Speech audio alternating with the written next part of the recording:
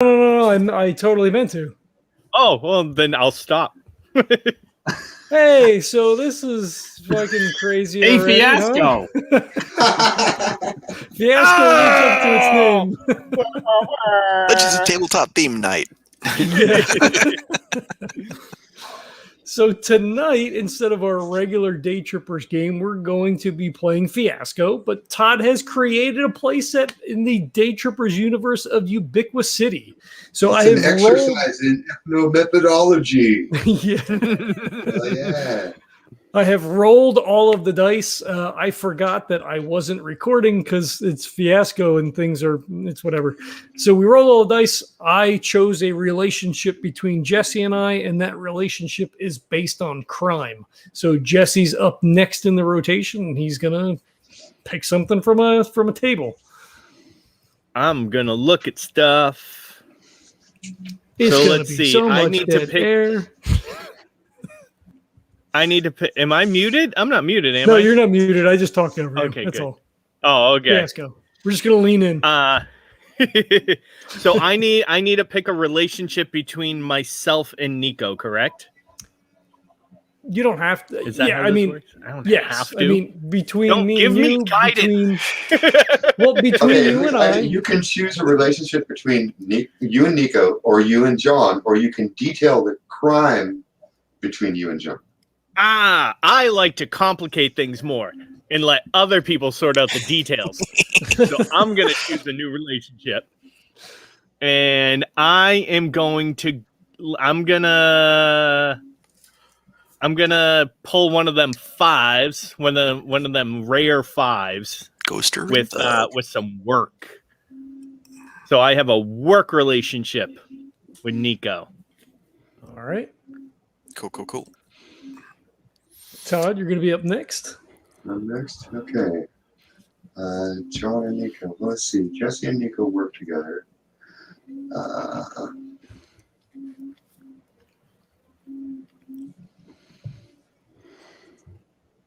Now, can you only affect relationships with yourself and somebody else, or can you affect anything on the board? I mean, it's anything on the board. All right. So like Todd could detail either one of the already. All right, gotcha. Yep. Interesting. Okay. Now, at this point, it doesn't make much strategic sense to do so, but in a couple rounds, Right. I could see where that would become more interesting. I'm going to use one of those ones, and I'm going to put a family relationship to John. Oh, okay, cool. All right. Yeah. And then, John, you're going to be up, and you're going to choose you can either further define that relationship between you and Todd, or choose a relationship between you and I. Or you could affect one of the other relationships on the If board. I want to further, so I had this really, I got giddy when I saw AI and creator and thought I would love to be the AI that Todd created. Oh, So, but he's already picked family. So would it make sense that can we say that the AI is like based on his family member? that's exactly Sure. why it's in there. The AI and creator is a subclass of family relationship.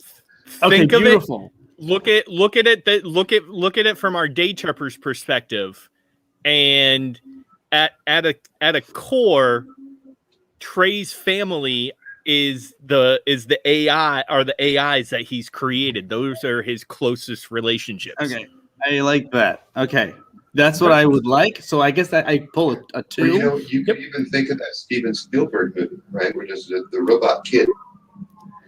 Yes. Yes. Yep. I'm gonna be a robot child. I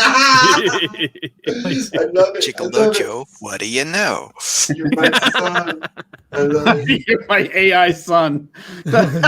Now we need like a shitty jingle, and that's a new TV show. My AI son. All right. I guess that means it's back to me then. Oh, fuck. Now I want to watch that Tim and Eric skit where they're singing, I wish you were my son. You have to see that. It's the fucking funniest thing you've ever seen. I haven't spent the die yet. Oh, I'm sorry. Did you? Yeah. God damn it, John. God damn it. You're horrible You at should have this. said something. I wasn't sure, so Oh no, I jumped right from Jesse to Todd. That's totally my bad. Yeah, I actually wasn't sure if we should be following the order in the screen or in the Chrome. You know what I'm saying? Yeah, well, since I'm filling it in, I've just been calling it from the Google sheet. Cool. Please do. Jesse, Todd. Okay, what do we got? There are 6s.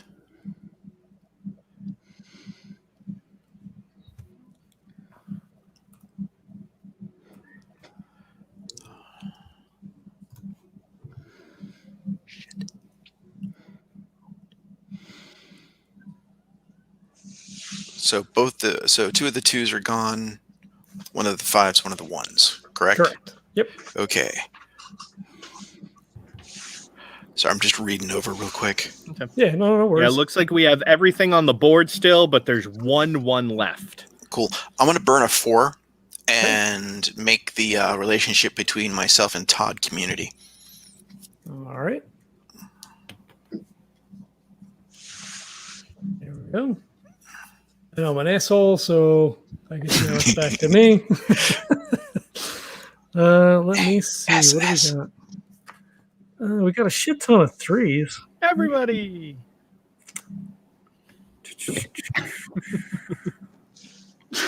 I've got another one of my ubiquitous feature requests from the first StreamYard.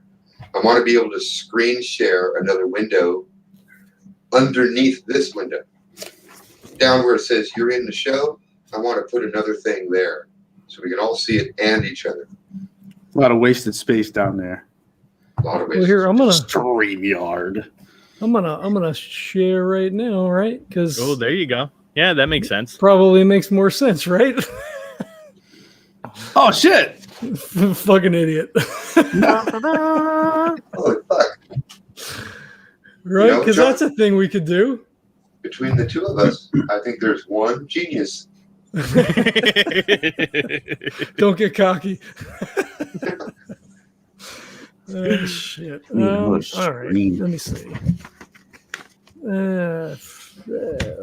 Locations. We got objects. So needs, locations, objects. So we're still doing that shit. All right.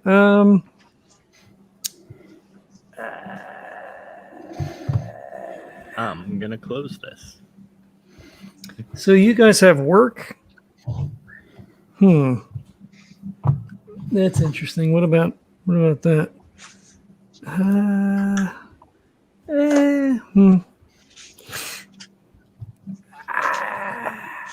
Fuck. The sound effects are too much, man. I know, and I'm gonna edit all this out. No, you're not. Yeah. I No, will. he's not. Fuck. I don't know. This is interesting. There's All right. There's only one left though. God, fuck. Corporate, community. I hate it. I have to make decisions and it's terrible. Okay, you know what? Just put some money in this game. I don't really see anything that implies lots of money. I was just looking at debts, but there's only there's 2 6s. All right, I'm gonna do. Well, no, I can't do that then. All right, so I'm gonna do a 6 for debt between John and I. so you have a debt to Todd's AI son. Yes. Yes. Well, which way does it go? Oh, that's awesome. And what's it about? What is that? We'll Don't you have need to figure flesh it out? Or Yeah, do can it you now? define that now? So Jesse's up next, so he could choose to define it, or it could stay open. Okay. And if everybody leaves it for you, or I Todd. think I get it. Really? I don't get it. Because I think the way I remember it is, it's your turn, so you get to say not only which direction the debt goes, but what it's about. The only caveat being that if it makes John uncomfortable, you would tailor it. Well, so the thing is, though, you choose a die and you pick a category, or you pick what essentially would be a descriptor. So if I take the 6 for debts, then someone else is left to define whatever that means. Oh, I thought that was a sub-definition. No, so debt is a major category, and then there's descriptors underneath. You're right, sir. Oh, I get So up to Jesse then, and let me look at die count. So we got a 2 and a 5 and a 1 and a 2. You just used one of the 6s, right? Yep. And then there should be a 4 out and a 6 out. All right. So let me underline that just to make sure everybody's got it, because the only place it's happened yet has been John and I, where you hit the second level and you actually define the relationship. If there was something that if John said, cyber doll and controller, Oops. and I'm the controller and Todd's the cyber doll, and I felt uncomfortable with that, I could make him change it. But other than that, it's in the hands of whoever uses that number.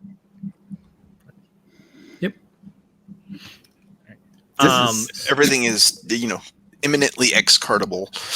Yeah. Oh yeah, for sure. So I originally was going to flesh out the connection between myself and Niko, but then I noticed that Niko had chosen community, and I saw radical terrorists. So I gotta do that. I gotta. A Slothrop cell. Oh shit! Oh. So you're taking one of those 5s then, huh? I'm taking the 5. You guys know what that's about. All right, and the relationship between Todd and Niko is radical terrorists. Are there any 5s left? Can I? No. See, I was going to be funny and put a spin on it of but it's actually radical. They're really into the Ninja Turtles. They're totally tubular. So, Okay. I get it. I love it. They're radical terrorists, brah. Right, exactly. Okay. Oh. Yep. They're surfer terrorists, so they have to. Point Break. Now, yeah. Oh, there we go. I was gonna say. Nice. You're up, Niko. Oh shit. Work. What is work? What is work? Yeah. Yeah, because on the side you're a radical terrorist with me. Right. Yeah. Okay, so work Debt. Okay. What do we got? Okay, so there's 4. Okay, so everything is left. Damn it, that doesn't help. We've got 1 1, 1 6, 1 5, 2 4s, 3 2s, and a shitload of 3s. Okay, let's go manager and staff on that work relationship between myself and Jesse. Okay. Burn a 3. And done. Who's the manager? Who's the staff? Staff. What you say?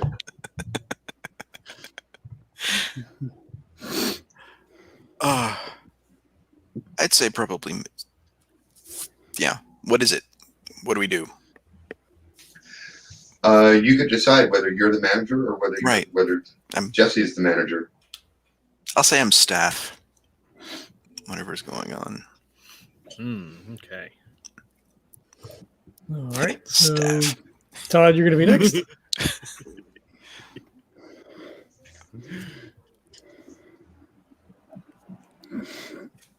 We all have. So John and John are missing a second level, and John and Jesse are.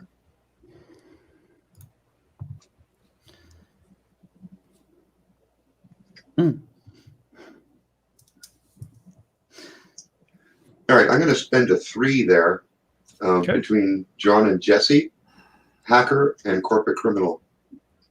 one of you is a hacker, the other is a corporate criminal. And Jesse is Niko's boss, so I'm going to make him the criminal. And John, that makes you the hacker. All right.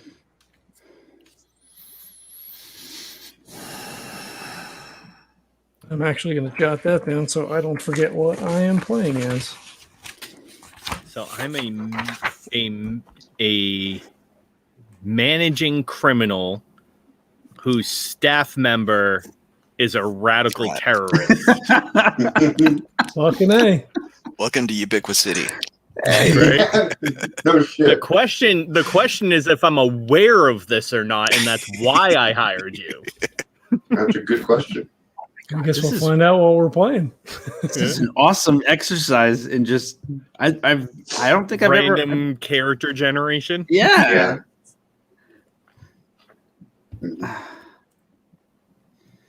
All right.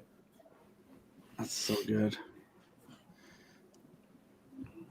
All right, is that me then? Yeah, back to you. Yep. Okay, John, I know I want to hit the debt between Todd's AI son and you. All right. Now all numbers are on the table. Okay, so but I wanted to talk to you because I wanted to think what you think would be fun if you got me the job as his AI son, or What? if it's 15 years imprisonment in a virtual hell. Oh Either my or. God. Like, am I a program that you had in some torturous environment, and you pulled out and gave to Todd? I have to know these things. Well, so he's the creator, so I would say Yeah. probably not. Like Okay, so- Todd's your creator. But maybe you kidnapped me, and you put me in a Or- virtual hell. Or A virtual maybe the AI is a separate entity from the robot body that the thing I created. You could have provided me with the AI. I don't know where it came from, and I put it in the. That's exactly what I was thinking. Like the AI is you created the fact that I'm your son. Yeah, I wanted a son, but I needed an AI. Yeah. You settled So- for an AI. Wait, so let me get this straight. Todd is Geppetto, John is Pinocchio, and then John H is the Blue Fairy. Kind of like that. That's what I'm proposing. Anyway. Is that comfortable? yeah. So are you looking at using a 4 then? Well, I feel like Or Well- I got you the job.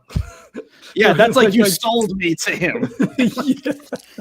I Such was as- laughing at that. I was laughing at that concept of he needed to fill in the holes of his AI program, and you sold him the bits that created, allowed him to create me. Is that good?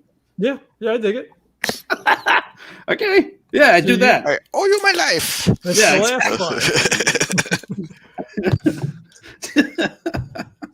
We probably want to start So poking at I'm needs a- and items and locations too. Like a Right. sad old terrorist who just wants to have someone to leave his legacy to, but he has no natural This game.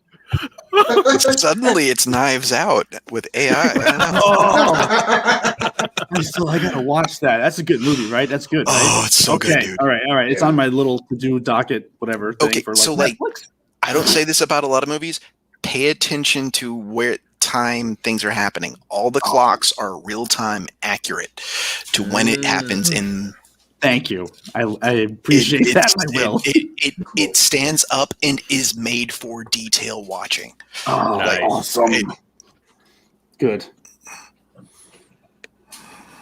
There you go. Okay. Who's up? Oh, is that back to me then? Fuck. All right. I'm sorry, John. I kind of cornered you into all of these. Yeah, no, that's fine. That's All fine. right. Let's see. We've all got them now, right? So we're ready to go for locations and objects. It needs.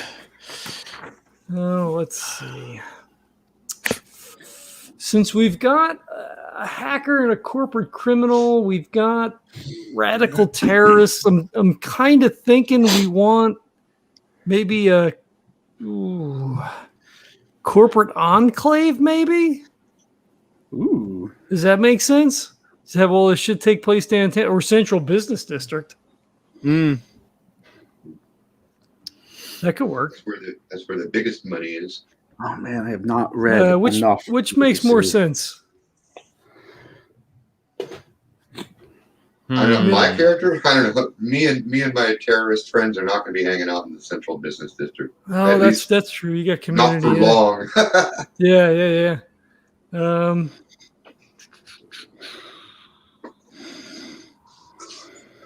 I mean, we Some of could. those other guys might. I mean, like Jesse could be a corporate dude. Yeah, well, that's kind of what I was thinking.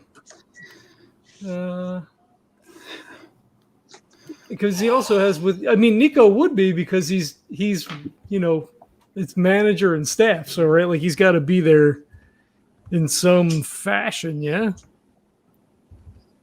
I mean, would corporate project maybe work better?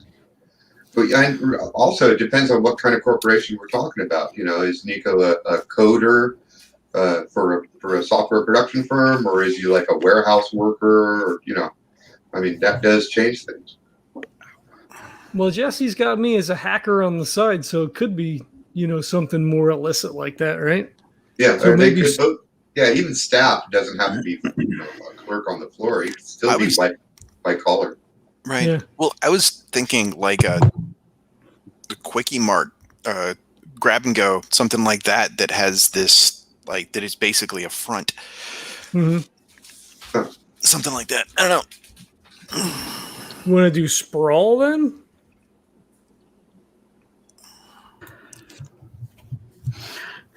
Well, we may end up needing locations all around town. It depends on who you're talking about.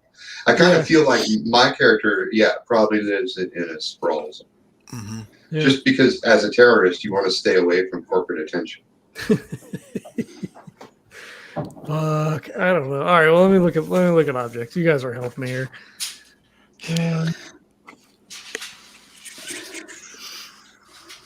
Or needs. Oh yeah, there's a whole other. Yeah. Stop.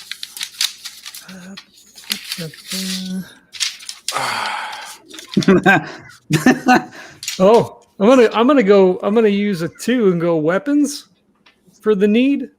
Ooh. Because we've got terrorists here, so I'm gonna throw that out there. Yeah. Now you picked that out of the needs page? Correct. Number 2 was weapons. Oh. Mine says to get even. It's on the objects page. Oh, I chose an object. I'm sorry, I chose an object. Oh, okay. Object. All right. I'm sorry. Sweet. I was looking at the need thing, but I'm I'm trying to. Yep. No, that's totally my bad. I'm sorry. No, my bad. No, nope, I'm an idiot. My bad. My bad for never playing Fiasco before. I'm an idiot. Look, I'm guilty enough. It's fine. Hey, I'm an idiot. No, actually, we do need to be clear about that. He said needs, but he meant object.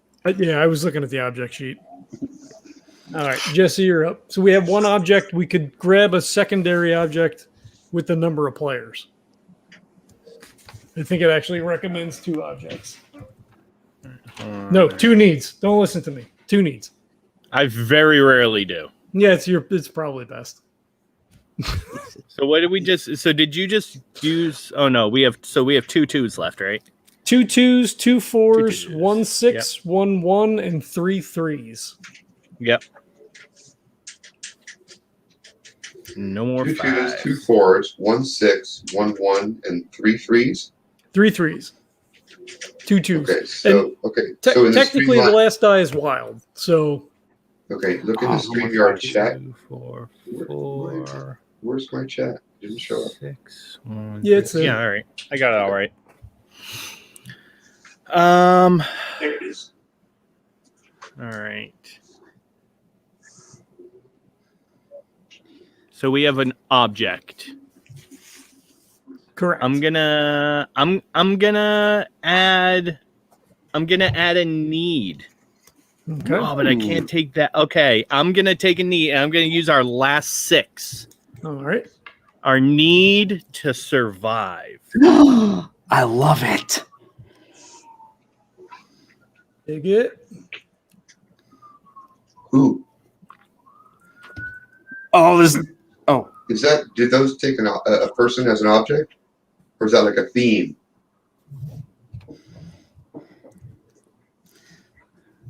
I guess I we think can that's determine that, right? I don't remember. Is that somebody's need, or is that all of our need?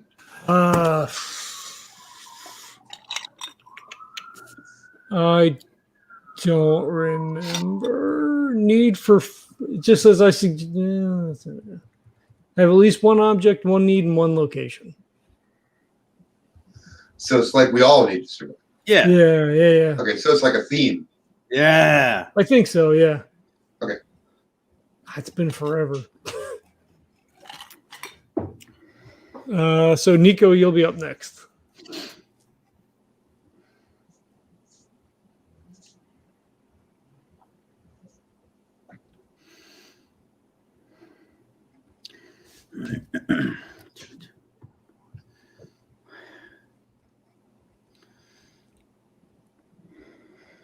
The 6 is gone. Well, so while he's thinking, I just pulled up needs. Needs stem from unmet desire. Somebody wants something or someone they do not have. The wanter may be a member of the relationship. It might be both, or it might be a third person they both deeply care about. Regardless, both members of the relationship stand to benefit or suffer equally. For a need to really kick, both characters need to be heavily invested in it, possibly at cross purposes, but always invested. Obsessed. Okay, so it sounds like the need is attached to a relationship. Two people. Indeed, yeah, it does sound like it, yeah. Somebody needs to need something problematic to have a genuine fiasco, but it's important to note that not every relationship needs a need. In fact, the game is more fun if needs are a little more thin on the ground. Let some characters start the game removed from destructive motivation. Although, again, for the number of players. And then, you know what? In that case, I'm going to change that. Okay. And I am going to put a need to get out between John and Todd. Okay. Move this thing over here. Nope, that's not going to work. Come on.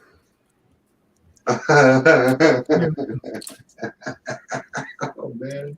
Boop. There we go. We got it. So to get out was which number then? 3. Okay, so ignore that 6 that's up there, and I'm going to throw a 3 in behind it. So I'll put the 6 back in, take the 3 out. Okay. Niko, go ahead. Okay, I'm gonna burn that last one. So is that correct? And a location between myself and Todd of the sprawl. Okay. And particularly, it's going to be Sunridge, just bordering around Parati. Okay.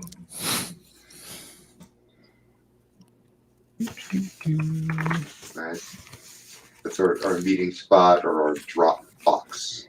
Yep. Shit, it's where I live.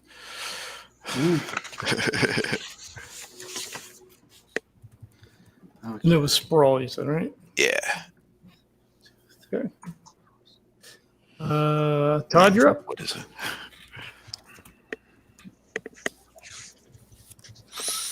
Yeah, we have one need. Yeah, we have one object. Is that object also attached to a relationship, or is that just floating around? Let's see. I think it starts attached, but Objects also make statements about the characters and help drive play. Think of them as physical stand-ins for a relationship which they are tied.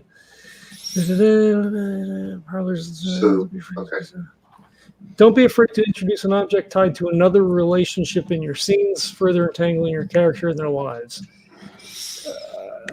Is the object capable of being equally important to both sides of a relationship? So it looks like it's tied to groups. objects kind of work as MacGuffins. Yeah. And we're out of ones now. Right? Correct. So I wonder if I don't know if we want to retroactively sort of like also throw this between Todd and Niko.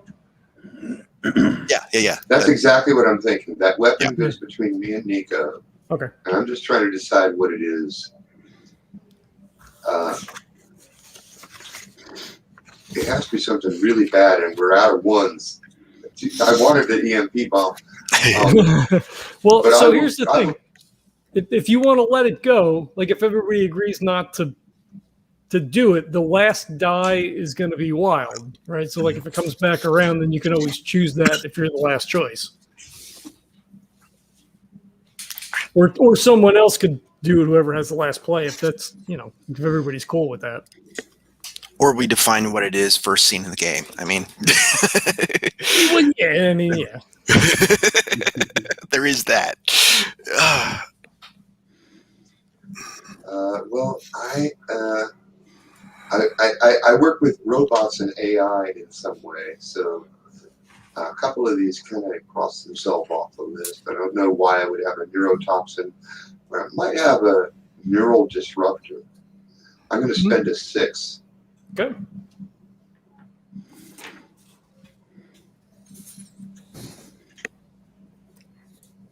Add that to the sheet.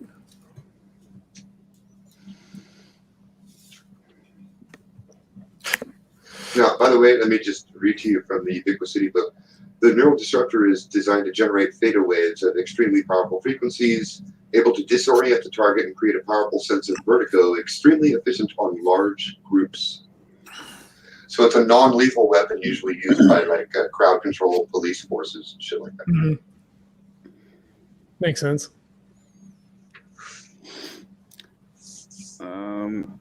That was our last 6. What do we need? What do we? So we have a Sure location. We have a need. It looks like all of the relationships are defined. That location in the sprawl can be further defined. Mm-hmm. Correct. Okay. I think the need to get out can be further defined, and we can also throw another need in. Yeah. Or what did it say? Another need or object? We're supposed to have 2 needs. We can add either a second object or a second location. Okay. Shit. Okay, so we need a second location. That would be something too. Okay. We could, or second object. I mean, Okay. either or. Our second object. I think it's easier to picture a story with 1 object and 2 locations than 2 objects and 1 location. Yeah. Yeah, I agree. I like the. Oh, there's no 5s. Okay, there's no 5s. 2 twos, 2 3s, threes, and 2 4s. 4s.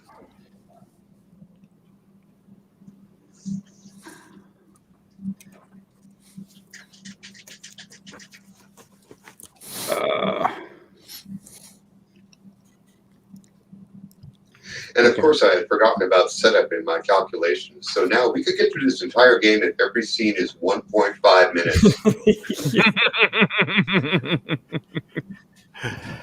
Okay. Go with the sessions Have, here. have you met us? Is that- I'll grab one of those 4s and throw and do corporate enclave for location. Okay. And I don't know too much about. Well, I know almost nothing about those 3 listed, but I like the name Sterlwyn Meadows. And who is it going to be between? Criminal work. Can I throw it between? Wait, did Jesse and Niko already have a location? So the object and location are between Niko and Todd. Okay, corporate enclave between work manager and staff. Does that make kind of sense, right? They Can this can. thing do diagonal lines? That would be helpful. Like little connecting lines. Yeah, I think I like Right. that. corporate enclave, if that's okay with you two. Yeah. Okay. I think you can, Todd. If you use the line tool, I guess you could probably do these things. John, for your benefit, the Sterlwind Meadows, called the Meadows by its inhabitants, it's a high-class district full of beautiful parks, high-rise towers, and green terraces. Many of the living complexes in the meadows are covered by climate domes, configured to manage not just shade, but air purification, climate control, humidity, and even fake rain, all controlled by the AI of City System. I love it. It's beautiful. If memory serves me right, you guys, I'm pretty sure that's where Trey is from. Oh, cool. Oh, then we're using it. I'm putting it in there right now.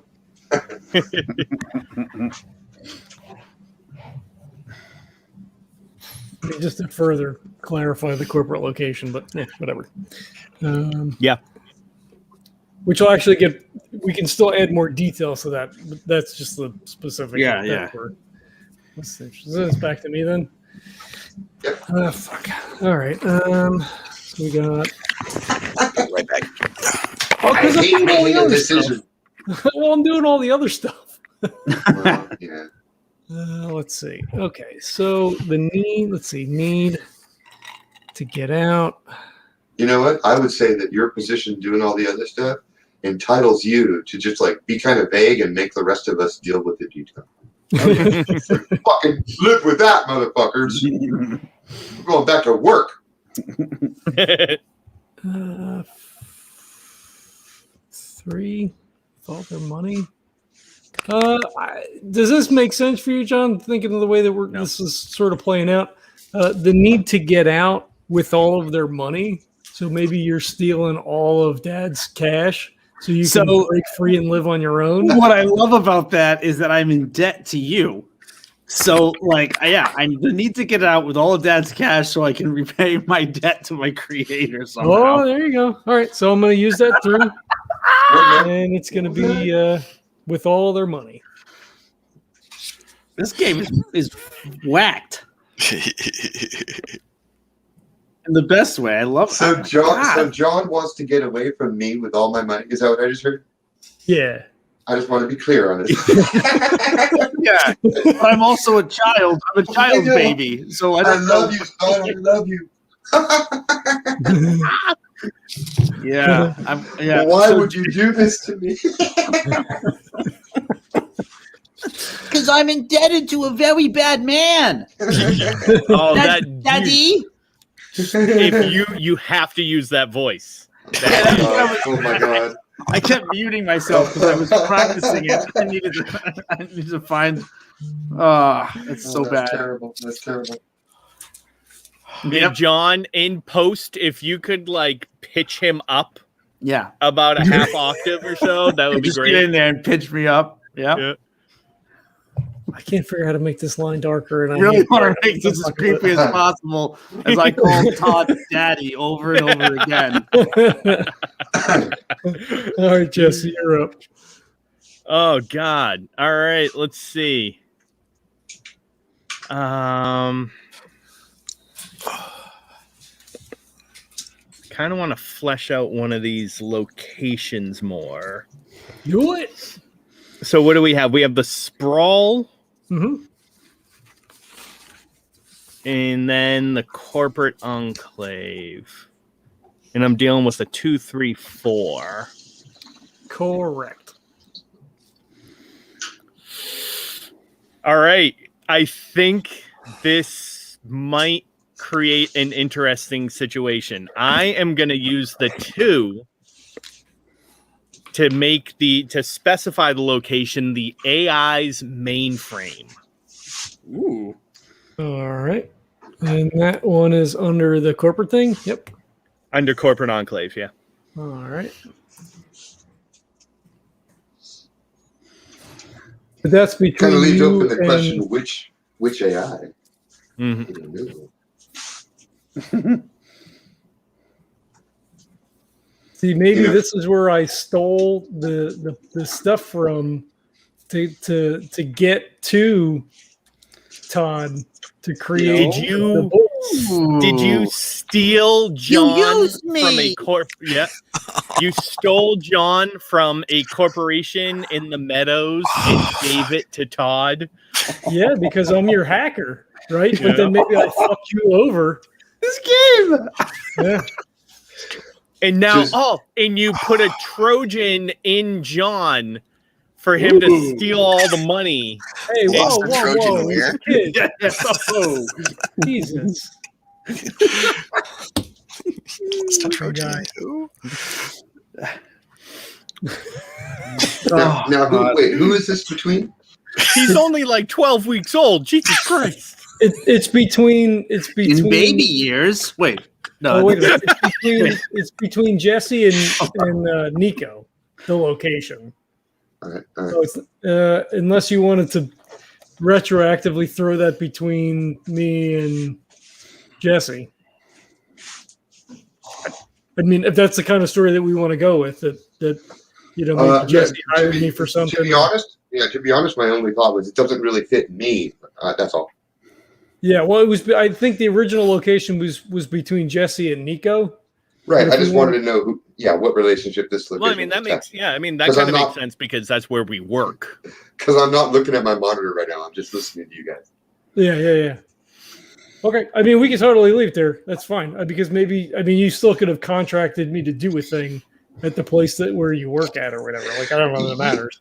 Well, that's another question. If we specify the place that something like that happened, then I'm not so sure it plays forward into dramatic potential, right? Oh, good point. It should be a place where things continually happen or something like that.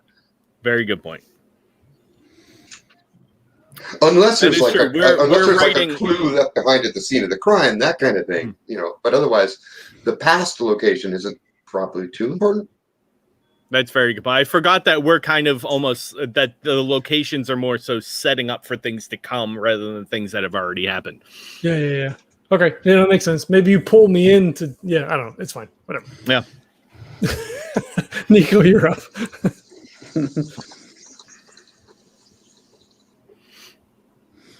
You're muted, sir.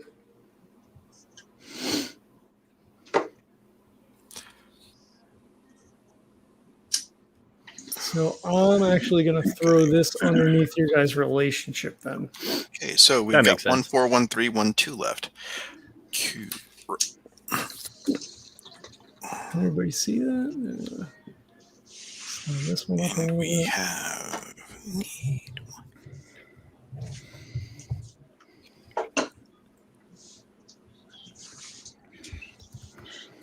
Let me bring up. Cool. Oh, tilt. Yeah, we're I not don't have for this. that. Then My screen isn't wide enough Oh, to have that on, and so I'm seeing it from the shared screen, and it looks like tit. Yes. It's like that's a weird box to have. yeah. No, that's There's, in certain fonts, a C and L next to each other look like a D. I think say click here, and I always see dick here. Like you really just want Dick here. Dick just put here. Just put it right there. Is that what you're telling me? Put your dick in the box. Yeah. Dick in the box. Dick in a box. Great song. I'm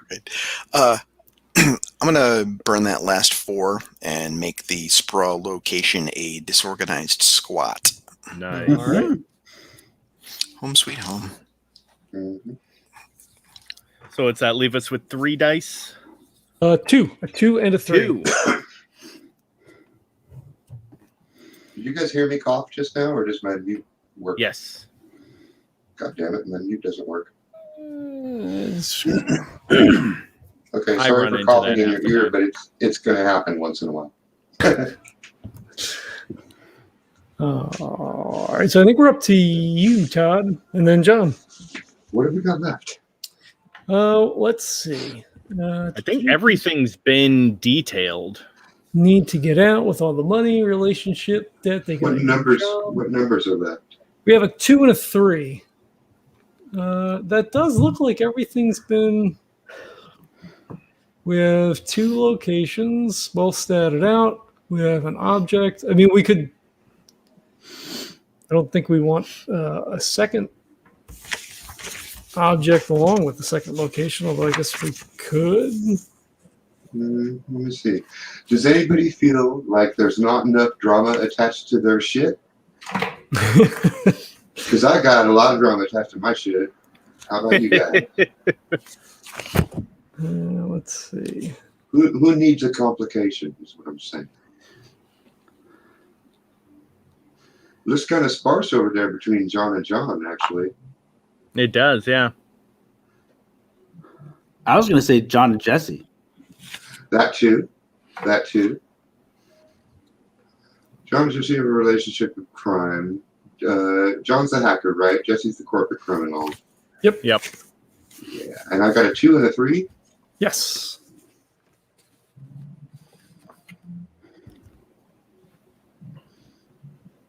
Oh, we don't have our second need.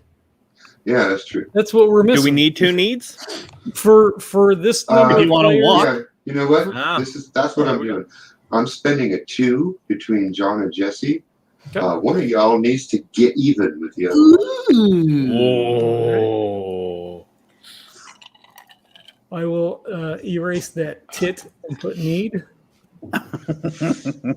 You can need tit. I understand. And so now, John. As you can tell by my continual passing references to the subject. So your last die is wild, John. So to get even, you've got a 1 to 6 to play with. So to get even.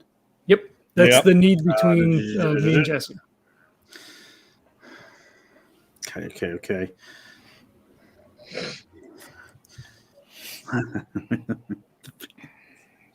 Can I just? What the fuck is a pan sip? So it's like a crime.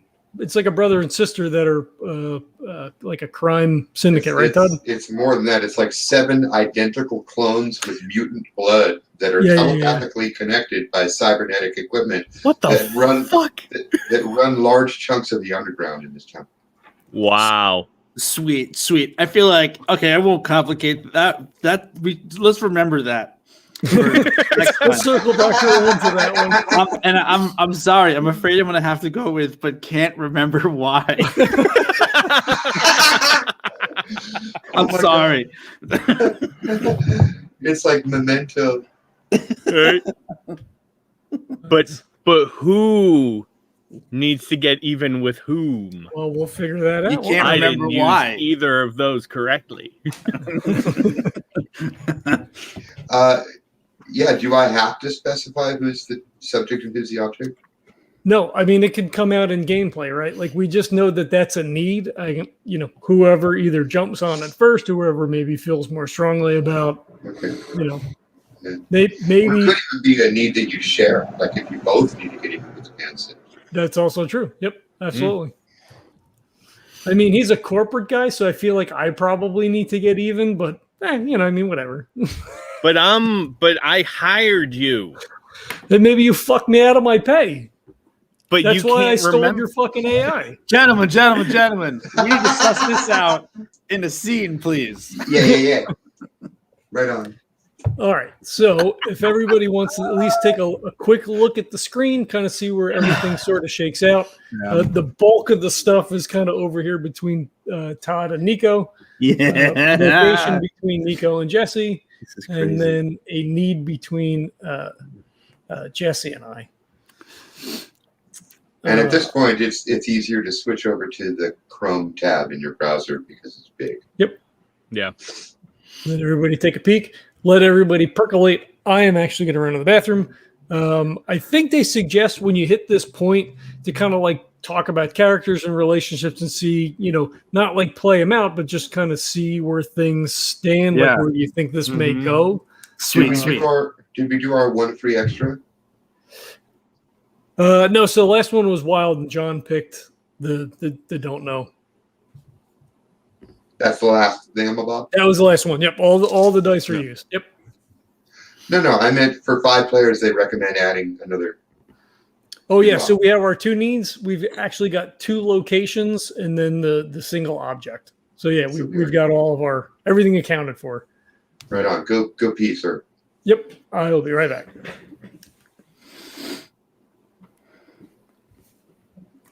The very first I have something that popped into my head and I want to do it, but I don't want to do it. Nice. Because they are big shoes to fill. Do it. My problem, see, I kind of don't, because it could very definitely lead to spoilers for our DayTrippers game. Oh. Oh my god. It's something it's something that I know about in the story that you guys don't. Nice. But it very much plays into the corporate manager with the criminal underground. Mm-hmm. I'm listening.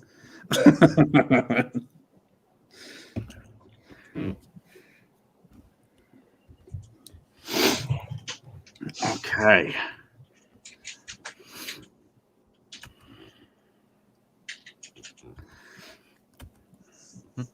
Now we get to make it pretty. I feel like I'm a malware that was stuck into Todd. Todd's. Oh, that's what you. I'm dumb. I'll just go ahead and admit it. That's what you meant by Trojan horse. Okay. Yes. Never mind. Yeah, there we go. Wow. Yeah. Sorry. Yeah. My head's in. I didn't mean sexually. Yeah. Yes. Sweet. No, I know what a Trojan. I know what it is. I just didn't make the connection at the time when you said it. I just.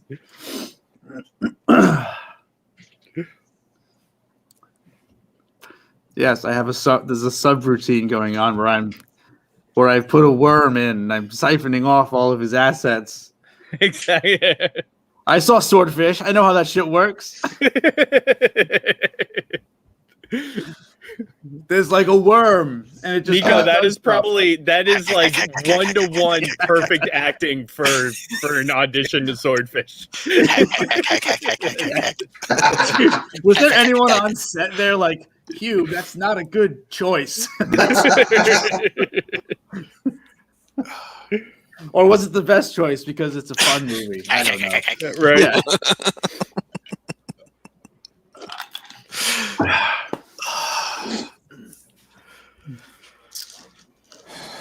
Right. Well, I don't need that anymore.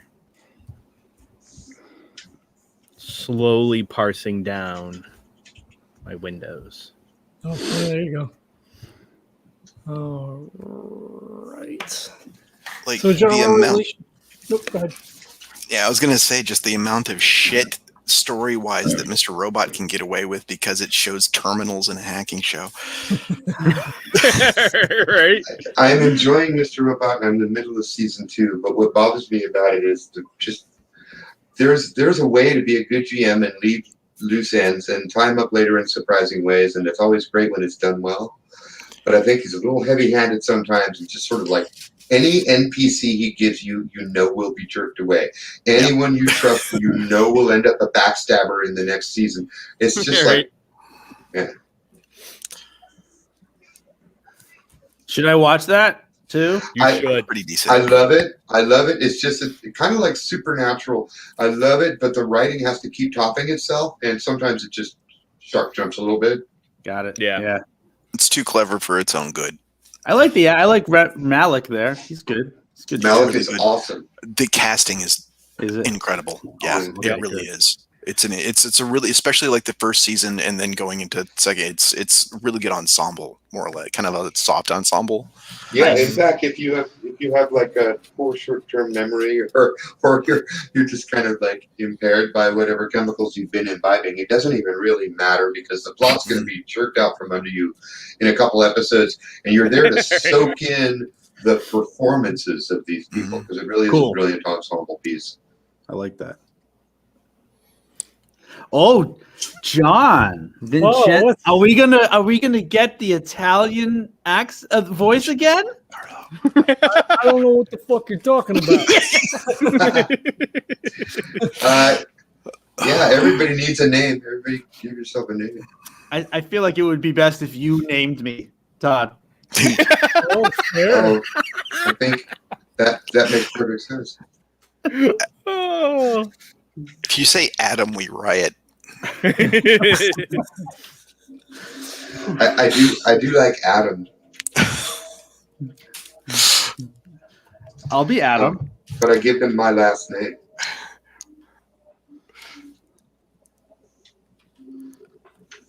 Wormwood's a nice traditional name. I have to. Adam. Wintermute. I'm doing this. Oh no, I'm not on full screen anymore. Here we go. Adam Gallaway. Yay!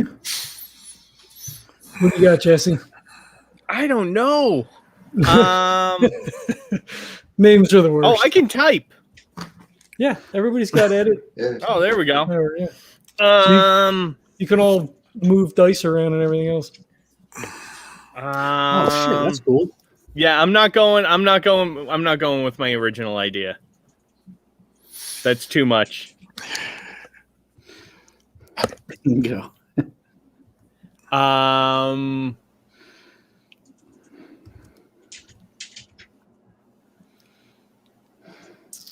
Is there a way to change the color on the lines? Oh, there is. Fuck yeah. Well, you can't really see that though. Yeah, son of a bitch. For those of you listening to the podcast, we're now coloring the boxes.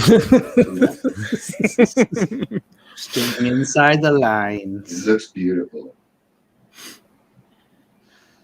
Do we have to come up with a title for this? Are we part of the going rules? with Chrome or is it going to be something else, Todd? Well, it's always easier to come up with a title after you know what the story is. Ah, Yeah. yes. Totally fair.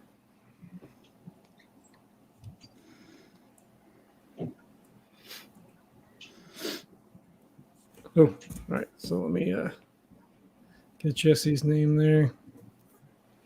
Can't fucking see it though. Is that Cretusio? Jesse? Yes, sure. However you want it to be said. I hope that's the wrong way, and then every time I talk to you, you're like, that's not. That's going to go great with the accent, though. Lucio! Yeah. Shit. All right. I guess we're ready to play. I think so. Okay. How do we play? What happens next? All right. So someone will start. I mean, somebody can volunteer to start. It's been forever since we've all played. So you'll either choose to set up your own scene, and I think you could flash forward, flash backwards, be in, whatever the current moment is. And then the rest of us will decide if the scene goes, well or poorly. Or everyone else can set up a scene for someone, and then you would get to decide whether or not it goes good or bad for you. I changed my name. I didn't like that it sounded so Italian. Okay. That'll still be fun for an Italian accent. So now that I said, I'm just going to jump in and just say, I would like to see a scene between Josef and Vincenzo where you guys are combative with each other about how one of you needs to get even with the other, but nobody knows why. So you're all coming to it from the standpoint of you need to get even with him. Who? Doesn't matter. Yes. Now, I think. Wait. So if I get it right, so each of us thinks that we need to get even with the other for something that the other fucked us over with, but neither of us can remember what it's for or who did the screwing over initially. No, the way I understood it was that it's an open question. It may be that, or it may be more specific. It's up to you because it was left open to fill in. Yeah. So it says for first scene, says sometimes Fiasco's cold start beginning can be daunting. You've got a situation that seems primed for fun, but how do those translate into actions? Always build a scene for the guy in the spotlight around a question you'd love to see answered. What does he want to know about other characters, the world, or himself? Do you wonder what would happen if he shorted his dealer? Does he wonder if lying to a cop is a good idea, or if lying on top of a cop is a good idea? Do you wonder if he has the balls to stand up to his dad, John? Sure, he's got Sean fell pregnant, and now his baby daughter is an object in play, but what does she know that keeps a maggot like him from running out on her? So I guess we're sort of answering questions kind of to at least kind of get the ball rolling and sort of like feel the characters out. Okay, so would it make sense that we'll in this first scene we find out who needs to get even with who and why, or is that something that we need to have happen later? And can you call a scene for somebody else? Oh, that's a good question. Yeah, I mean, yeah. So John can set that. I just want to know the rules. Right. So John can set that scene up for either Jesse or so you guys could completely set up the scene, and then you get to figure out how it ends, or the other way around. Like it can be in the past where like the raw info about my AI is involved somehow too, so I can be in it. Like if you set it up, then we would act it. So you're like, hey, you guys are angry at each other. Maybe it's got something to do with this AI. Yeah, okay, the scene can be the inciting incident. Yeah. Like the time is whatever. Oh, okay, all right. Cool. It could be 5 years ago or whatever. All right. 12 now, weeks can I include the objects at all, or does that have to stay between Todd and Niko, or am I thinking of that wrong? So I think they're supposed to stay between those relationships, and I'm trying to look real quick to see whether or not we want to hit the needs in the object right away. I feel like that's more towards second act, where that stuff really starts to roll through. But it like I said, it's been 10 years, so we could do it. I don't think it's wrong to be like, who is the hacker? You guys are mad. That's me. You're the hacker? Yeah. Okay. All right. Yeah. And Josef is the corporate criminal. Okay. Wait. All right. So tell me if I'm overstepping. I want to say I'd love to know what happens on the day when Josef discovered that Vincenzo had hacked in and stole a little too much data for his AI program from the corporation that Josef works at. Does that make sense? Maybe you hacked too much and Josef found out about it, and because you were trying to build the AI program that you were going to throw into Todd's thing. So, I mean, that's fine, but Jesse's character is a corporate criminal. So my thought was that he tapped me to get information, but then, like you said, maybe I stole more information. You went overboard because you're a hacker. Like, what are you going to stay within the parameters of your con? No, you're going to do something else. Right. Yep. That was what I was thinking. I said too many words, but yeah. Okay, no, totally fine. All right, so do you call me Josef? How do we want to set this up then? Well, yeah. So do you want it that I call you, or that you come back to me, like you contact me after the job is done? Yeah, all right. And maybe it's something where something got pinged, right? So you're like, hey, what the fuck was that sort of thing? Yeah. All right. So the scene is then we're in the corporate downtown. We're meeting at a fucking Charbucks or whatever. And, I just come walking up from some side street. Just jeans and a t-shirt. Kind of looking around to make sure that nobody's kind of watching because we're going to meet. He comes up to the table and he's like, I did that thing that you wanted. How'd that work out for you? Is that okay? Yeah, I noticed that you had done it. It worked out a little too well. Well, I told you I'm really good at this shit. That's why you fucking called me in the first place. Yeah, but from what I can see, I have a couple of fence friends that have seen that some of the things that you got a hold of, you maybe shouldn't have gotten a hold of. He kind of gets a little shifty eye and he sort of like looks and he says, I'm not too sure what you're talking about. I got you exactly what you needed. That's what you fucking paid me for. Yeah, it's the problem. I sent you in to get me a specific thing. I didn't pay you to get around and pull some other things for your own benefit. I don't know. This was supposed to be an easy in and out. You get that one thing, you don't get caught. But now you've drawn up a little bit too much attention. Oh, see, I didn't see none of that because I got in, I got out, I got I got what I needed. I got what you needed. You really think that you can take what you took without getting the attention of the higher ups? Are you that stupid? I mean, nobody's looking for me right now, are they? I'm a fucking they might ghost. not be looking for you specifically, but they're looking for someone. Well, they could look all they want. They ain't gonna find these fucking tracks in the woods.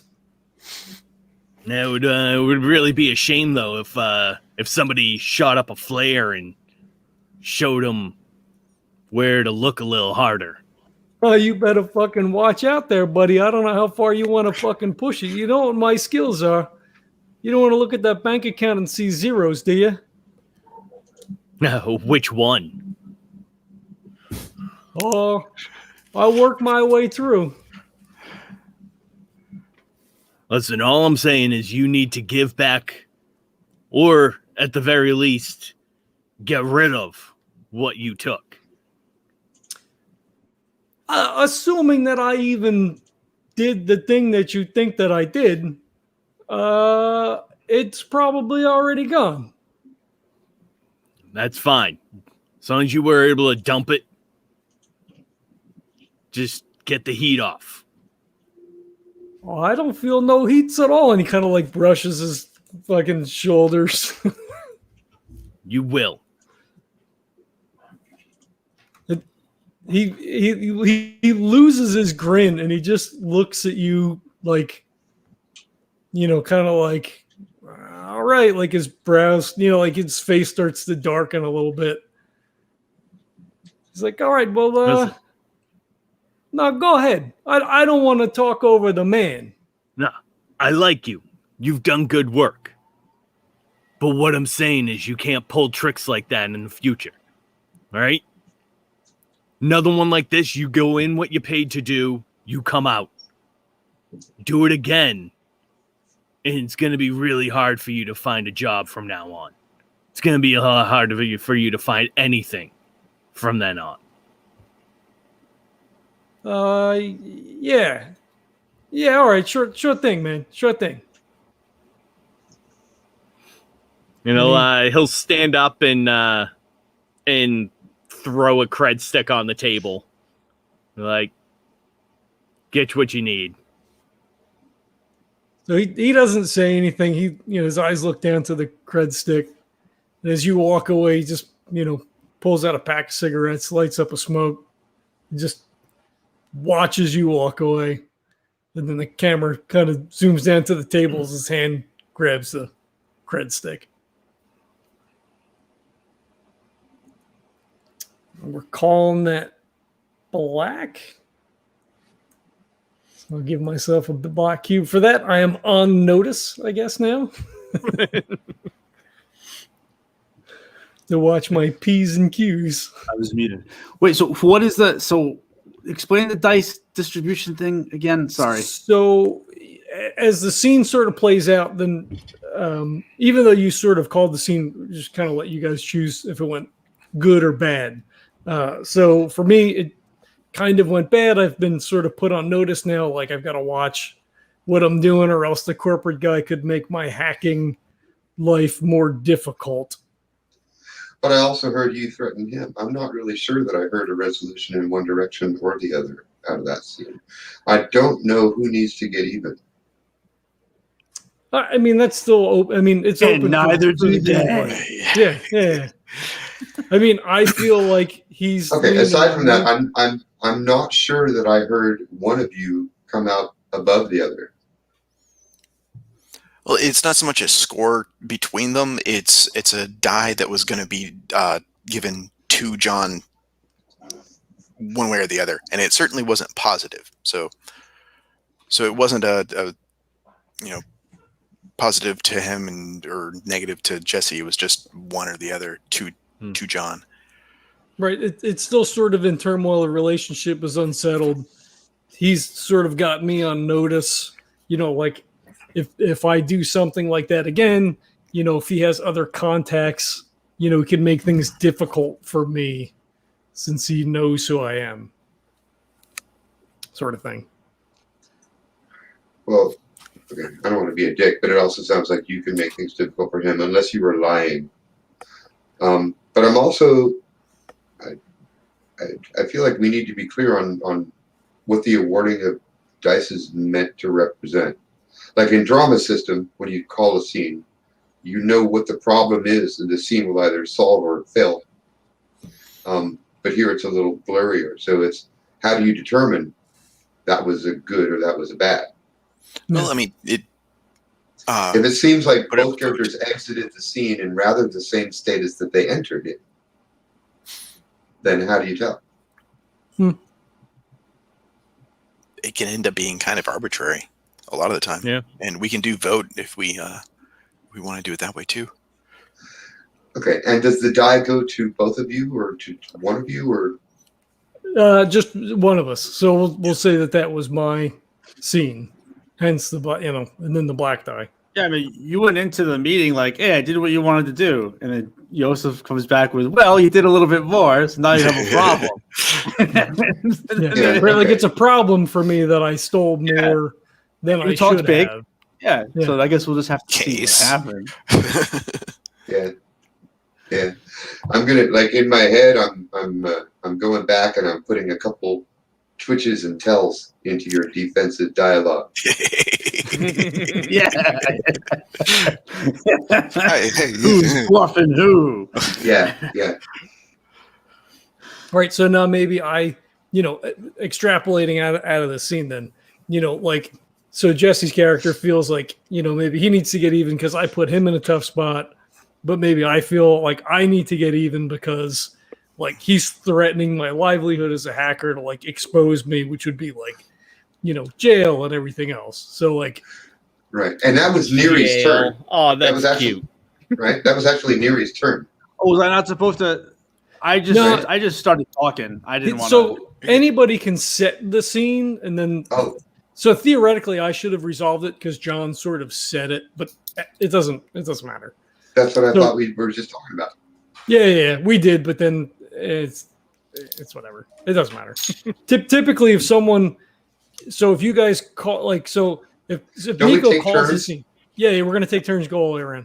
If Niko's like, hey, I've got an idea, this is what my scene is gonna be, and he sets it, then we would resolve it and say, all right, black or white. Yeah, I feel like that John did that intuitively. He just did it, and he was playing the game right. Yeah, he did, and then I kind of was like, you guys just resolve it, like it doesn't matter. No, I thought it was great. I love it. Yeah, this is crazy. None of us has played in forever. Like we're just gonna kind of like stumble. Yeah, but like even the concept of like, hey, we've created this all these relationships and stuff. That was just create scenes. Like to me, it's just it's terrifying. but beautifully terrifying.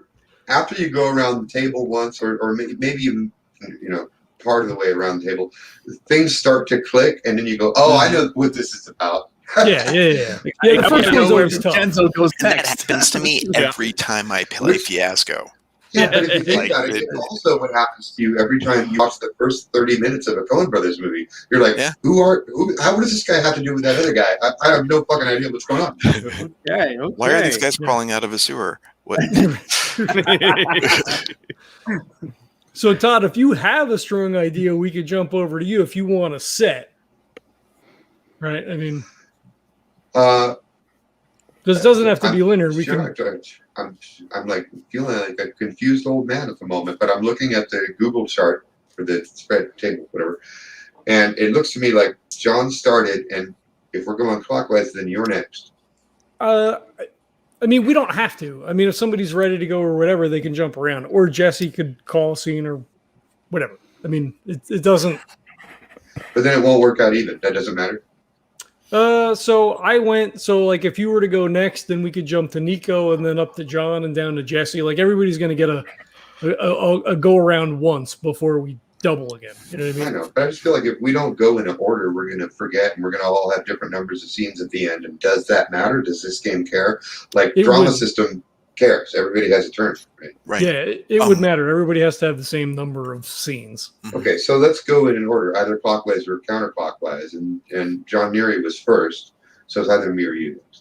It was actually me because he set the scene for me. Yeah. So it would be Jesse then. Or Jesse or John, I guess, depending on which way we want to go. Isn't it considered his turn because he said, okay, I decide I'm going to set rather than resolve? No, because anybody can set a scene for anybody else. Like if everybody's like, fuck, I don't know, like I don't know who this character is or whatever, and somebody says, hey, I've got an idea. What about this between you guys? Okay. You know. So if I call a scene with you in it, that counts as your turn? Yeah, so you wouldn't set a scene with me specifically now. Like you could, like if Jesse had no idea and you were like, all right, based on what happened in your other scene, maybe this is like 2 weeks later, Jesse, and you get called into your boss's office, what happens? Then it would be Jesse's scene. You sort of set the stage, he would play it out. Anybody else can play his boss. I think the rules have answered my question. I'm looking at it, and although you do choose whether you're going to establish or resolve, it also says put your guy in the scene. So John didn't do that. So what actually happened was John was OOC when he suggested the scene, and you decided, yeah, that's what I'm going to go with, and therefore it was your turn. Yeah. Okay, because you're the dude who's actually in the scene. Right. Yeah, yeah. Like I said, it's been forever. Okay, so that means Jesse's next. Yes. So I need to come up with a scene I am in. Or you can ask one of us to call a scene and you get to resolve it. Yes. We'll get there. All right. So much editing. I am going. All right. So if I call a scene I for can give it to you. myself, You want me to give it? Sure. Yeah. Let's go. Let's go. Okay. What do you got? Because Give me something. And I'll see if I want to play it. Okay. What I'm thinking is because I'm like, as the viewer, I watched this first exchange and I was kind of unclear who's got the upper hand. And then I look back at Vincenzo's twitches and tells, and I realized, okay, it looks like Josef has the upper hand here. Let's follow him. So after that confrontation is over, I want to see Josef goes back to work where he's like been on his lunch break. Nobody knows where he is for a minute while he's doing that other thing. But now he's back at work, and we get to see his relationship with Hue. Maybe you're going to take it out on him. Maybe we're going to see the real you. But let's take a look at how this Josef guy works, how he ticks. Now that we've seen him threatening this other man, and we don't understand why. I like that. So my question really is then kind of related to the relationship between the two of you. I'm still trying to, as a viewer, right? I'm still trying to figure out who's trying to get even and what's going on with these guys. And it's still kind of an open question with cameras following you back to work. All right. All right, so I think one I think it detail. makes sense. I think it makes sense for Hue to be in the scene because he was watching. I agree. Oh yeah, absolutely. No, that's actually that was going along my idea as well. Is I wanted to kind of follow back and have that interaction between Josef and Hue. Two things. And I think So. does this make sense? I get to call location too, right? If I'm doing that, I think is the corporate enclave in Sherwin Meadows where the AI's mainframe is? Mm-hmm. Is that actually the same? That's where you work because that's kind of neat and tidy. Well, yeah, that's actually what I was thinking is where do we work and what exactly do we manage and staff? Yeah, and I'm thinking let's throw that location in there because why not? We got it. Yeah. So I think maybe your work has something to do with maintaining either the AI or the enclave. Maybe you're in control of the HVAC system or the entertainment system or something. But he works for you. You're the tech people for this enclave. Yeah. You cool with that, think you? Awesome. All right. So my second thing is, am I going to be? I could play this two ways. Either I can go and be an asshole, and just take all my frustration out on Hue, or do I know about your kind of seedy connections and want to use them to my own advantage to keep tabs on Vincenzo? I think one shows more personality and kind of gives Hue perhaps a motivation, or the other kind of brings John's character into the fold of the three of us. Right. And I think that if there's a question that you need to resolve in order to be the resolver, it still ties back to the first scene. It's you need to get even somehow. Right. Yeah. And we're gonna find out how. I think if we're doing that, for me at least, the second of going to Hue and being hey, I got this problem. Right. And let's say you're vaguely aware that's part of why I've got the job. Yeah. I might not know everything you're into. I know that you kind of have some not on the level connections. Mm-hmm. Heck, maybe even I got you like you said, maybe I got you the job because of that. I run on those levels as well, and so. Okay, at this point, the not rules quite say, knowing that you're this hardcore terrorist. At this point, the rules say that Jesse can make up suggestions, but the composition, the setup of the scene, the who, what, and where, is actually out of Jesse's hands. It's all of us setting up the scene that Jesse's going to resolve. So he can make suggestions, but we don't have to take them. Right. Oh, absolutely. Yeah.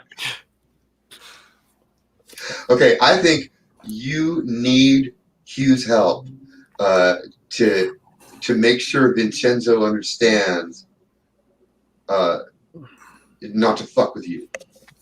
Mm-hmm. And you're not actually as powerful as you've been playing off. That's what I'm guessing. You need his help to get even. And so the question is, will he help you? How does that sound, everybody? Yeah, I dig that. It's beautiful. Love it. All right, so yeah, I'll say I'm sitting in my very small windowless office, and I'll have sent a notification to Hue on his futuristic pager. Right. Future page. To meet me in my office. Scene.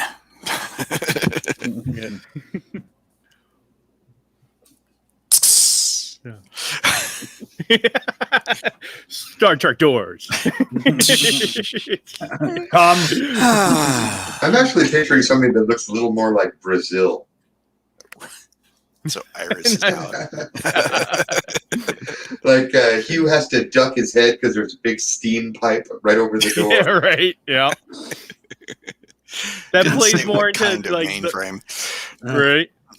Plays very much into the he's not quite as powerful as he makes himself. Like management, I got it. No, he's like in the basement. Yeah. Suddenly, I'm getting IT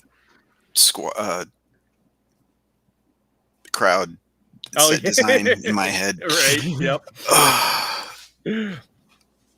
Elevator comes down. Doors Right. open. Yeah. You rang? Yeah, Hugh, I've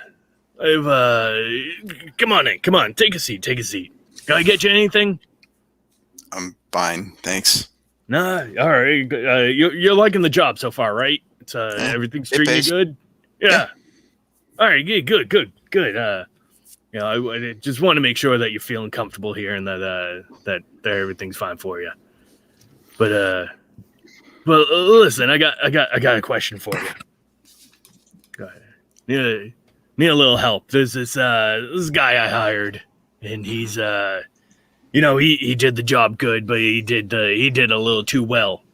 And I know that you know some people, and you maybe can find him and make sure that he knows that he needs to keep himself where he is. So, you hired him, but you don't know where he is? Oh, no. I know. I mean, metaphorically speaking, hierarchical wise, he needs to understand that that I'm up here and he's down here. He needs to understand to who gives out the orders and who takes them. Dougie needs to get slapped. Yeah, basically. I'm just a little whack on the nose with a newspaper. I know the detail, being specific in details make you uncomfortable, but I gotta kind of know what I'm being asked. Yeah. So what are we slapping him with? He ran. Well, let's just say he still needs his hands, but anything else, feel free to deal around with. Gotcha. In what capacity are you requesting this? Like, is this do I punch a clock? Is this a... Oh, no. This is it's a little bit of a side gig. Gotcha. And, there's an imbalance there on that level. So what are we doing to bring that back up? And he'll again like reach over into a drawer and pull out 3 cred sticks and just kind of like slide them across his desk.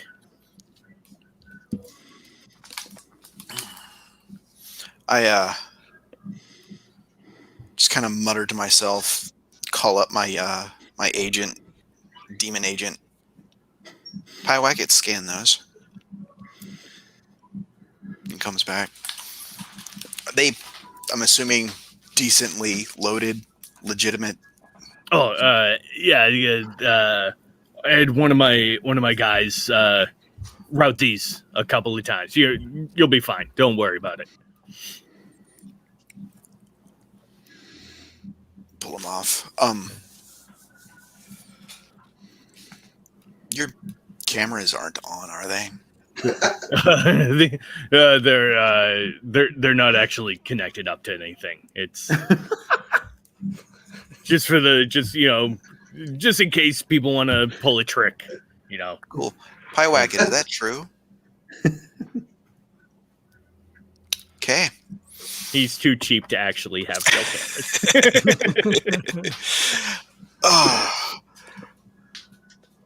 In AR, Does there's game, this neon does this game purple do about cat. like supporting characters and NPCs? How's that work? However you want it. Yeah. If you need an NPC, make them up. Well, because you just called your agent. Well, AI Is it- agent. And it's in my network, my personal network. Okay, I'll give it to you. I'll pass up a chance to jump in with a robot voice. It's a big neon purple cat. Nice. So yeah, so hands, I'm assuming cognitive function. Yeah, and he's a getter for me of sorts. He's a hacker. Okay. So he'll write down the guy's name and the address that they usually meet up at and the last known address that he has for the guy. Whether or not that's actually correct or not, he has no idea about. Right. Hacker. This is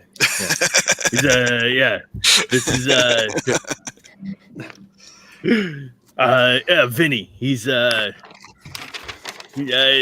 low level guy. Just does the basic job, but he needs to understand that that's where he needs to stay. Right. Does he still have what he took? He says that he got rid of it. I don't. Did he now? I don't care one way or the other if he still has it or not. I just need to make sure that it doesn't get back to me. Doesn't trace back. Gotcha. So we don't know if this is a NFT or anything like that that's traceable that we can confirm. Because that could cost some money. Could it? Oh.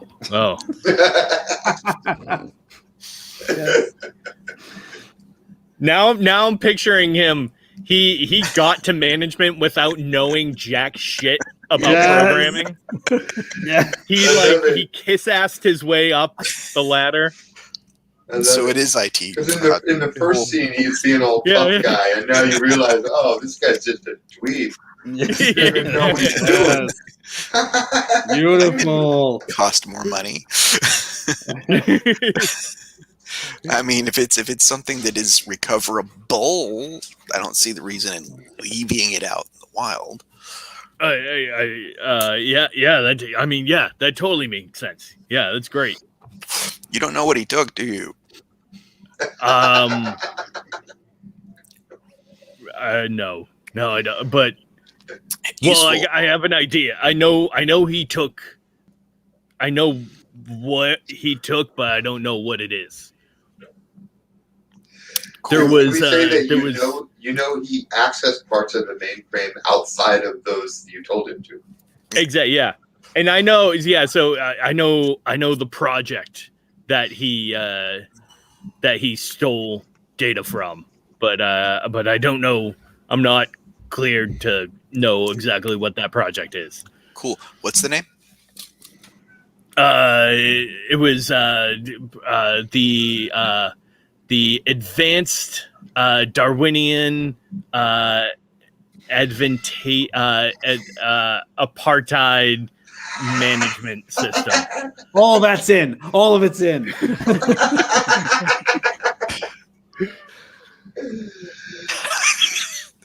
Holy shit. I thought that there was a definite purpose in there.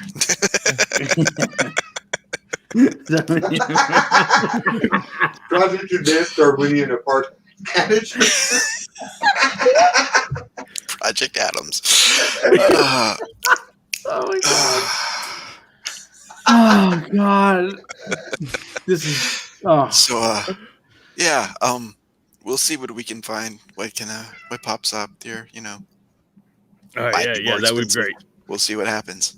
Oh yeah. If you need anything, yeah. Go ahead. Reach out. I'll get you anything that you need in order to get this done. Cool. Here's my wallet. Here's my credit card. I write down a phone number and a email address. You know, burner stuff. It's like anything you want to put forward, dude. Use those. Oh, okay. Yeah. Don't like save them or anything. You know. But as he's literally just like on his phone about to take a picture of it, and he's like, oh okay. Yeah, okay. Awesome. Yeah, it's, as you're pulling it, it's like maybe not that. It's better if it stays on paper until you have to use it. So. Gotcha. Cool. Okay. You want the rest of the day off? Sure. Yeah. Yeah, don't worry. I'll take care of the clock. You can just you can just I got you. Cool. Is the murder ball pool still open? Yeah. That's all. Yeah, you're all set. Yeah, cool. Yeah. Let's throw the grizzly gargoyles. Yeah, I like them. Cool. I'll see you around. Yeah. Cool. Yeah. You're right. Right on. Yeah, that was definitely a win. Good stuff. This is great. That's what you get when you pull 4 names out of your head. Uh-oh. I'm doing a lot of research. That is gonna pay off so much later.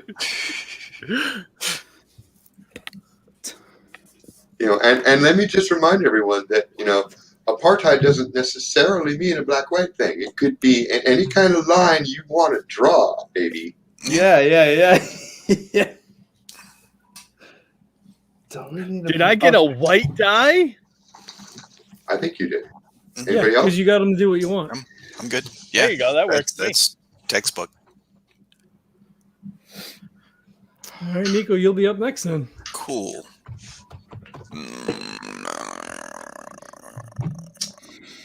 Since I was just in, I want.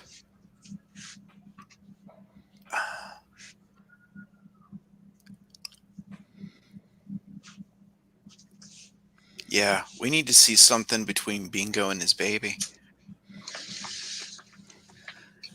I like it. Well, but your scene is up next, right? I mean, when I forget. Oh, yeah. Yeah.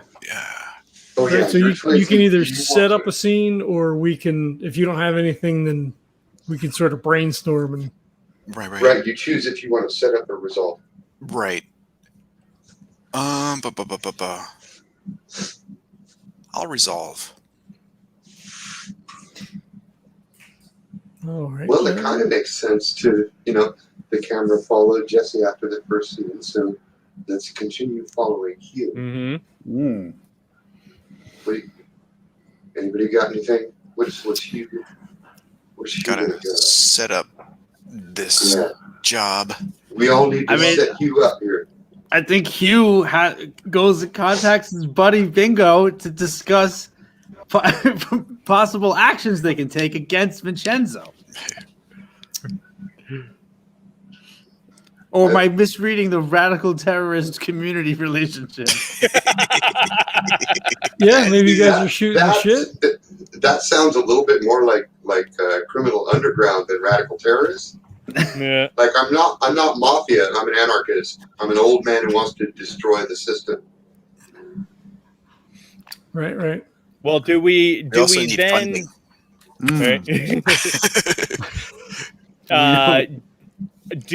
How quickly do we want to resolve this issue? Like, we could theoretically have Hue catch up to Vincenzo. Like, we could actually just arc Let's it do all. it. Yeah, cut straight over. All right. Well, if that's the case, then do we want to set up the scene where, like, Vinny's just if he's out, I probably wouldn't find him. I can't imagine that Josef would have his actual address, though, right? Here's what I'm taking the need, because narrative is always driven by characters' needs, right? There's no need directly between Niko and John, but there is this need from Jesse that's been followed through, and now it's sort of been picked up by Niko's character. So we're still resolving the need about getting even, but now rather than asking what are we getting even about, we're asking, okay, does he really get even or not? And this is the scene where Hue catches up with Vinny, and does he deliver retribution that Josef wanted or not? Well, and that's one thing too, is so you said Josef doesn't have Vinny's actual address, but I think we've kind of set up that Hue is at least fairly technologically savvy. So maybe like game recognizes game type situation. Yeah. Yeah, and even if it takes him a couple days, I'm okay with that. We could jump forward. Yeah. Exactly. To the scene where Hue catches up with Vinny. That's what I want to throw out there. And my question would be, does this successfully get even on behalf of Josef? Or, is Vinny going to come out the winner? We don't know. Let's see. All right. So do we want to say that like Vinny's out with his buddy? Help me out here, you guys. Everybody except Niko gets to toss details into this scene. Yeah. So what do you think? We're like out at a fucking bar or something. John, you want to play the buddy? Yeah, I'll play a buddy. Yeah, I'll do a buddy. And like Niko's done or Hugh's done his fucking research, kind of like triangulated through the net, like what his proclivities are or whatever. He's done a couple of days of like research to sort of like figure out where he's at and catches my data wake, I guess maybe. Like if I fucking slip, like I'm just going to the bar, it's no big deal. Like why would I hide that? Like I'm just like out having a good time. It doesn't make any difference. Not thinking that, Josef would try to like lay the muscle into him. Hell yeah. Yeah, you think you got away clean. Yeah. So we're like, belly up to the fucking bar or whatever. And he's like, what's your guy's name? We'll go with I almost said Adam. We'll go with Ricky. All right. So Ricky, right? So like I fucking says to the guy, like, this is what you fucking paid me for, right? Like, what the fuck you want me to do? I'm in there, I see some shit, like fuck, you're so great. Money. I can't even imagine the look on his face, man. It was like he must have just been floored. He didn't know what to say to you, did he, Vinny? You're so awesome, man. Oh, damn. The bartender. So go ahead. Sorry. I'm thinking Hue, because this is a watering hole, right, where Vinny comes back to time and again. So Hue has figured that out, and he's just been waiting, watching his PDA, waiting for a notification. Boom, there's your guy. Mm-hmm. So you're like sitting in a booth in the corner or something like that. And in the rear of this shot, you've got Vinny in the front with Ricky, and they're talking. And in the background, there's Hue. He's watching the whole thing. And the thing about this bar is the bartender is an AR construct. So while you two are gabbing, the bartender looks at Vincenzo and says, "We're watching you, Vinny." Who the fuck is it? Is it time for another drink already? What's up? Who the fuck was that? Did you see somebody? What? Then he like pushes off the stool and he like pushes himself out. And he's kind of like looking around. Project Adam. What did you do with it? Oh, and like he slowly turns back around towards the bartender. He says, "Excuse me." I'm sorry. You wanted what? PBR? Something craft? I don't drink them fucking shitty beers. Give me a whiskey, 2 fingers, straight. You'll be lucky if you have 2 fingers, Vinny. Whoa, whoa, whoa! And he Oh, like starts to this guy- back up. this And guy go, wanted what the this fuck one. is What is this this? bullshit? Ricky, Yeah, what Like the the fella fuck is this? complained. I don't know, man. Hey, listen, Click here. I ain't touching shit. You know bro. what? I don't know what the I fuck got this all one. about. Vinny, I got this one. And Ricky hits the thing. He wants to pay. I paid. I'll pay. No, he'll be the one paying. What the? I don't know if you want to associate with this guy. He's pissing off the wrong people. Hey, And- what is this kind of fucking camera show? What is this fucking bullshit? Where's the fucking cameras at? Yeah, what is this, like fucking candid camera? What's happening? And You want a Ricky candid stands up. Cameroon? I don't know. I'd have to look that one up. I'm not familiar. Are I you gotta tell you, broken? Vinny, I don't know what's going on over here, but I don't know if I feel so safe all of a sudden. We're gonna think it break might be your time to brain, go- Vinny. Shit. We know where you are. We know where you sleep. We are everywhere. Vinny, you need your brain. You need your brain, Vinny. This is some fucking bullshit. We get the fuck out of here. This Yeah, let's get I out ain't of coming here. in here. Broken AIs and shit. Fucking just supposed to pour me some whiskeys. Yeah, well, I just wanted to have a nice drink with my buddy. I haven't seen in a couple of days. Return what you took, or things will advance. Ricky takes out a salt shaker and puts it on the bar. I'm sorry, man. All right, I thought it was cool looking. I'm sorry. Over here, that sucked. I'm sorry. You're stealing from the wrong people, Vinny. Look, I don't know what you're talking about. I ain't got nothing.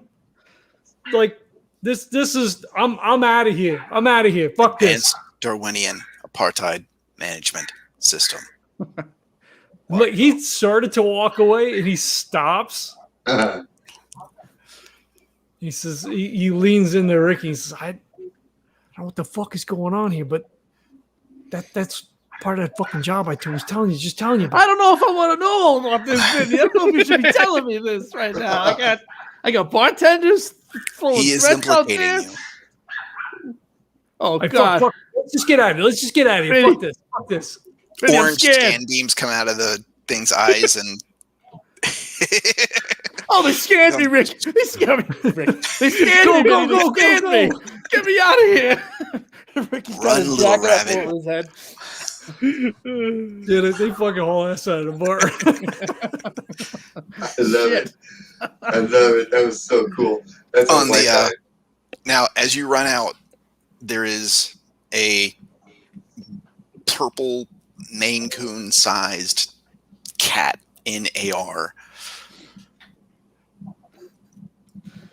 And as you walk by, the same orange scan beam winks at you, Got me turns again. around and walks off. Fuck, go, man, go, go. They got me again. What the fuck did you get into, Vinny? And I'm gonna walk out and follow Yeah. because I have no idea where he lives. I'm about to find out. Oh, nice. Nice. Yeah. That was awesome. That's a white die for sure. Yo, hell yeah. Definitely. Vincenzo's fucked.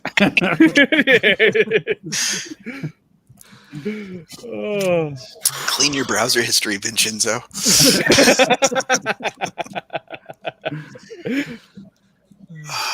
All right, you're up, Todd.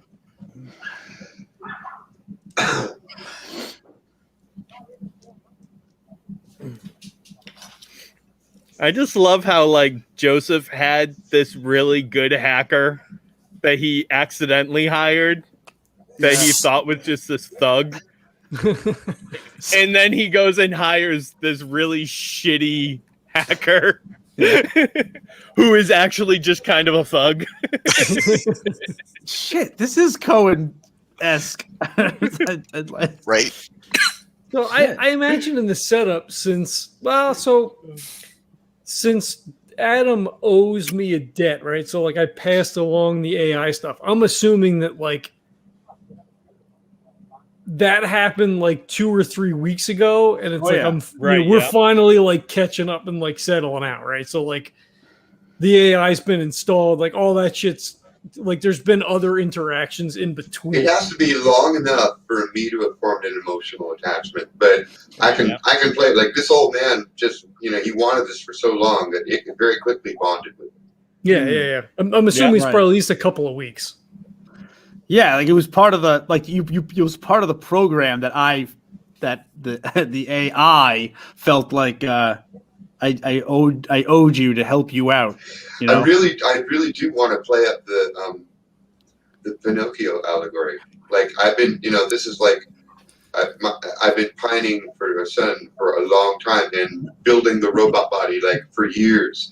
And the last piece that I needed was this part of the AI that I didn't know how to make myself.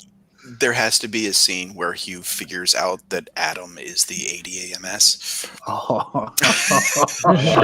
Yes. Sure. Anyway. But I don't think we're there yet, though. Mm-mm. You got to So Also, what the fuck is that a would Darwinian apartheid? And we need to figure that out because that's going to be amazing. No shit. And why did Josef want to make a Darwinian apartheid? What is he apartheiding? Okay, good. This is good. Okay. Maybe it is that moment then. Maybe it's that moment where I'm you thinking, turn do we need? No, your son Yeah, on. I mean, I want to establish. Okay. Okay. I figured it out. Okay. I will establish a scene where Bingo, having acquired a neural disruptor, now the next stage in his revolutionary plans, he wants to take out all of Stirwin Meadows, and this is a scene where I go to my friend Hue, and might even explain why such a gifted hacker is working at the low level of such a crappy job, because he's actually my man on the inside.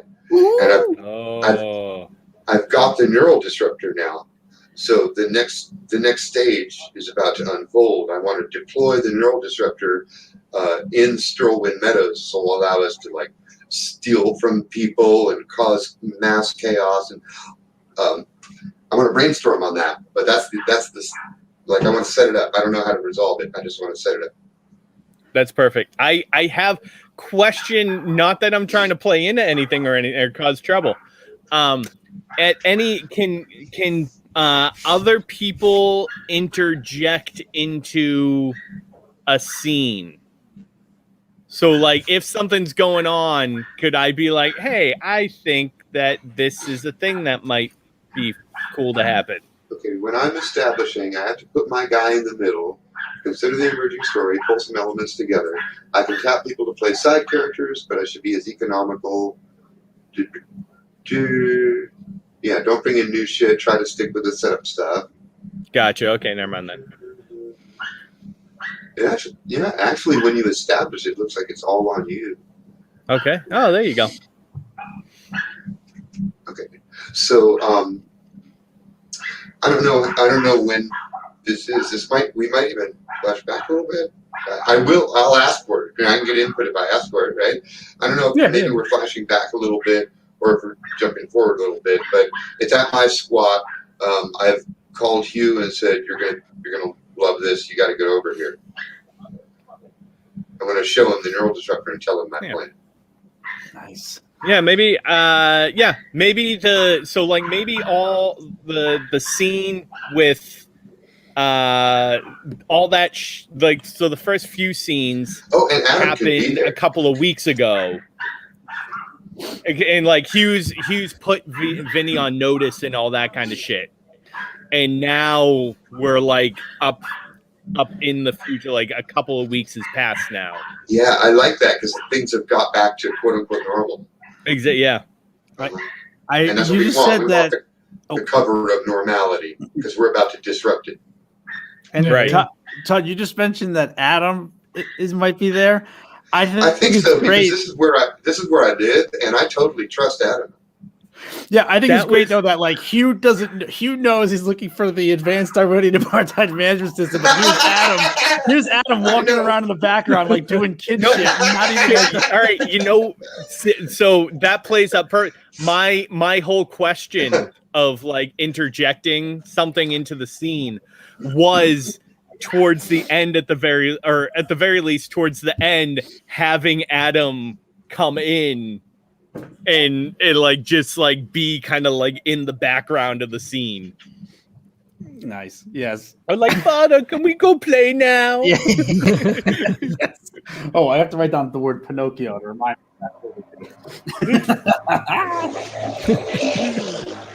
All right. I like it.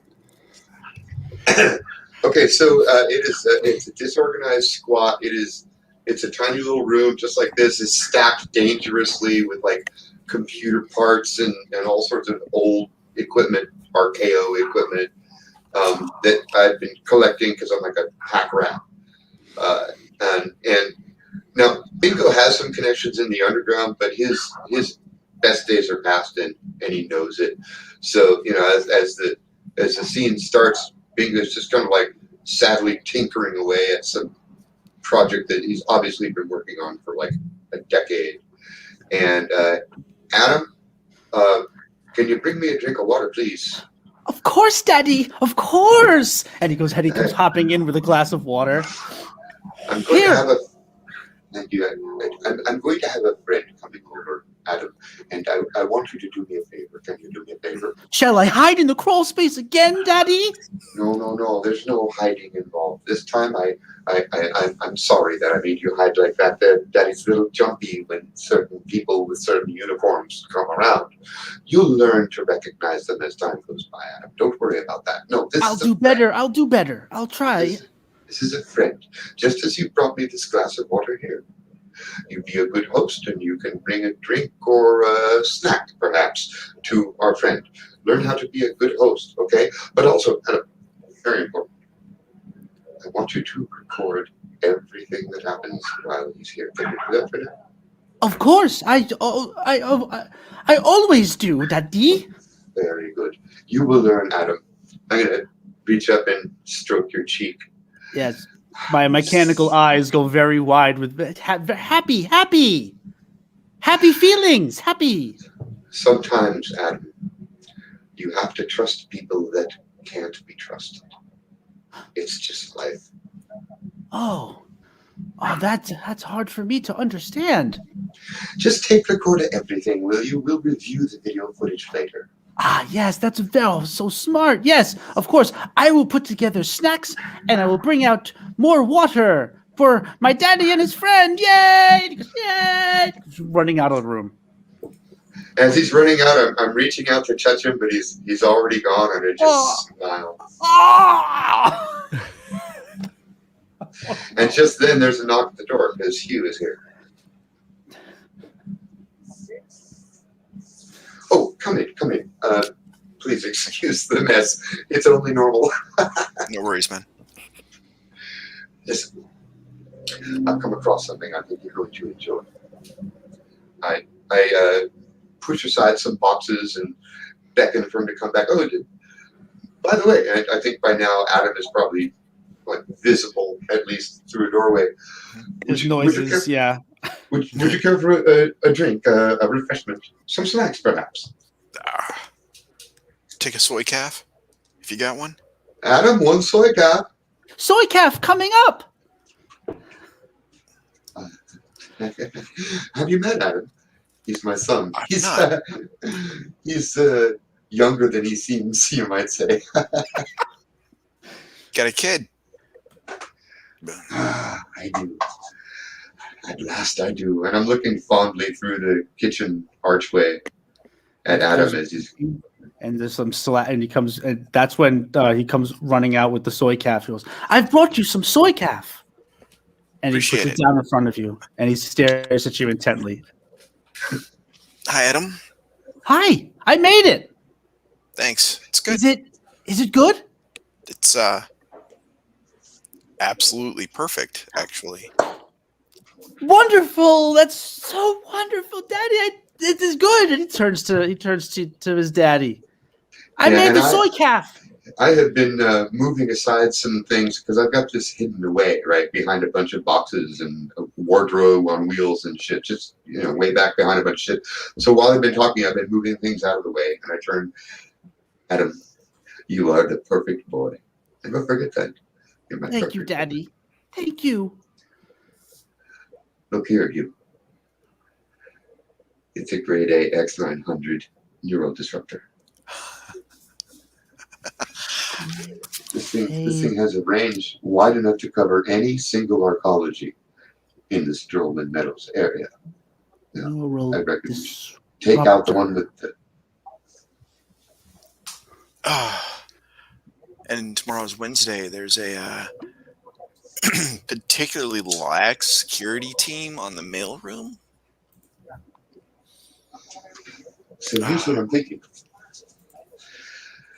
Using this device, I can keep an area of 10 square miles under control for about 5 minutes. Mm-hmm. That should give you more than enough time to break into any system you need. I'm thinking we target the Sterling Meadows mainframe. It's right in there. I mean, you've got plenty of coverage. All I need you to do is get me inside. This thing fits into a backpack. You create some sort of passcode for me.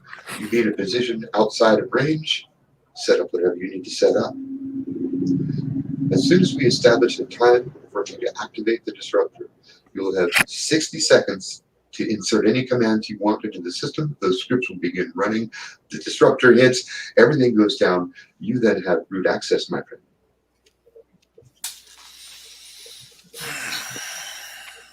You can take the whole district down. Social numbers back to 0. Give everybody a taste of about a week or more of null access. Wipe it all out, as far as I'm concerned. Let's turn Sterling Meadows into the next Darova, the next Bozing. See what these fuckers have to say about that. Are they going to spend the corporate funds here on the west side or on the east side? Yeah, Well, where are those fuckers going to spend their corporate funds?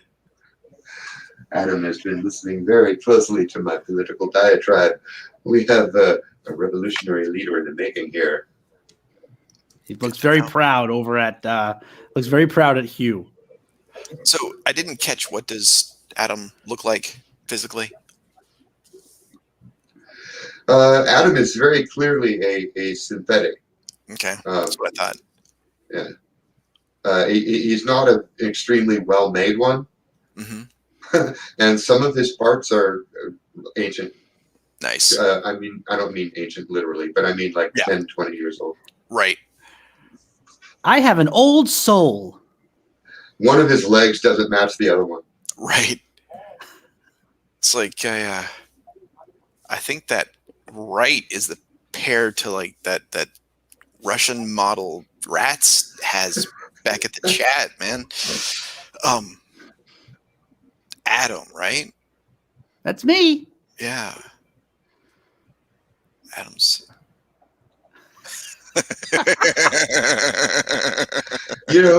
I swear to God, I just heard the GM in my head say, "Give me a brains roll." Yeah. Well, so does the scene end poorly? Maybe if Hue starts to like put that together, right? So like he has that thought. That was my exact thought. I was waiting until the last moment to see if that actually came out or not.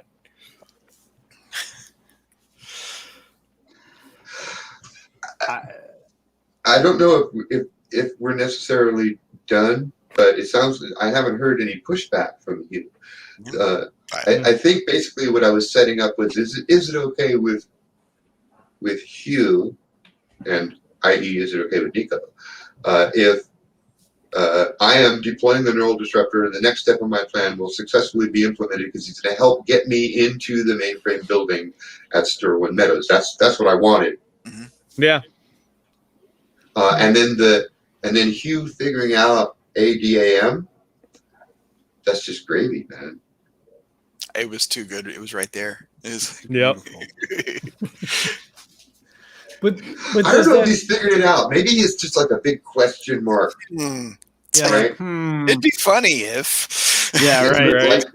Like you file it away. You file the coincidence away till later, and like you I remember. think we're doing a postmodern film, and so literally the frame freezes and an animated question mark pops up over it. what does that mean? Hugh will remember this for later.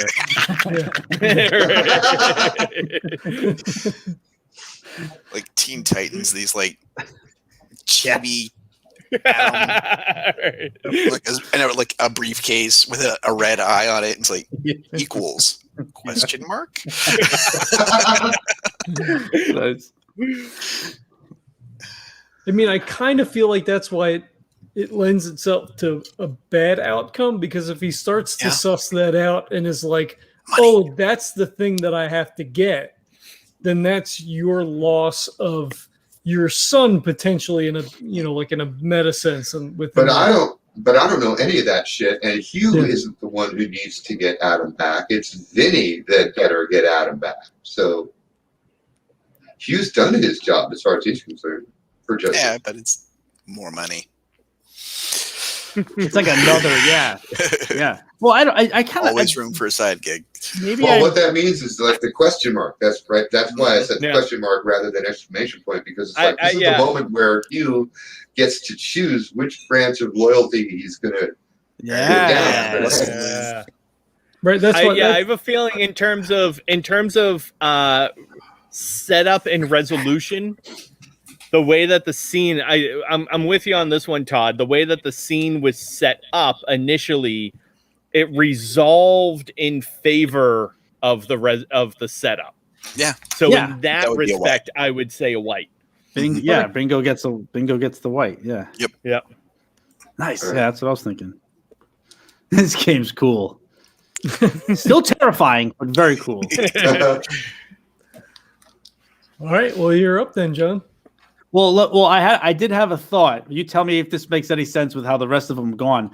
Where it's between at the AI and Vinny, like weeks ago, when Vinny was making the AI. So it's before I'm Adam, and you're basically programming me and like teaching me to learn or whatever. I don't know any of that works. Could I offer in order to slip it? Yes. Go. Sorry. Yes. So just to tweak it a little bit, what if it takes place like a day or so after Vinny's meeting with Josef, and he now has to dump this thing, and so it's the scene where Vinny dumps so like it's the scene it's very similar between Vinny and Adam, but it's it's the moment that he kind of offloads him. First, we want to know if John's going to be establishing or resolving. If he's establishing, then this is all him. If he's resolving, then it's all us. And he has Well, would it make sense that it's resolving how Adam got offloaded onto Bingo? So this is before I even get the Adam persona, so it's going to be like a different story. So it's sort of the like where did Adam come from? Oh, it's the AI that Vincenzo stole, or it's the part of the thing that Vincenzo stole, and now he's looking to dump it. Well, no, but choosing to resolve is more like, I don't have an idea, guys. Set me up and I'll resolve it. Okay, then we're establishing where Adam came from initially. Then, is that better? Yeah, John, if your thought is okay, it's a scene with, pre-Adam and Vinny sort of like dicking around with it. Yeah, then we can do that. I mean, the rules, whatever. If Jesse's like suggestion, then within John is. Established comes before resolve for a reason. If you think about it, if you can you should always try to establish, because then drama comes out organically and we let it play out. It's more like what you get out of a traditional role-playing game. Resolving is more like if it says, if you want more control over your guy's destiny, or maybe you're just out of ideas, it's a fallback. If you have an idea, it's better to establish, because then we all get to play and we don't know what's going to happen, and that's the point. But right? Otherwise, you go, hey guys, set me up, stick me in a place. Yeah. And I don't get to say where it is, but I'll figure out how it ends. Well, but my thought is if John is pretty solid in that sort of setup, but Jesse says, hey, maybe it's, after the meeting. Although my thought was that all that stuff happened before the meeting. Oh yeah.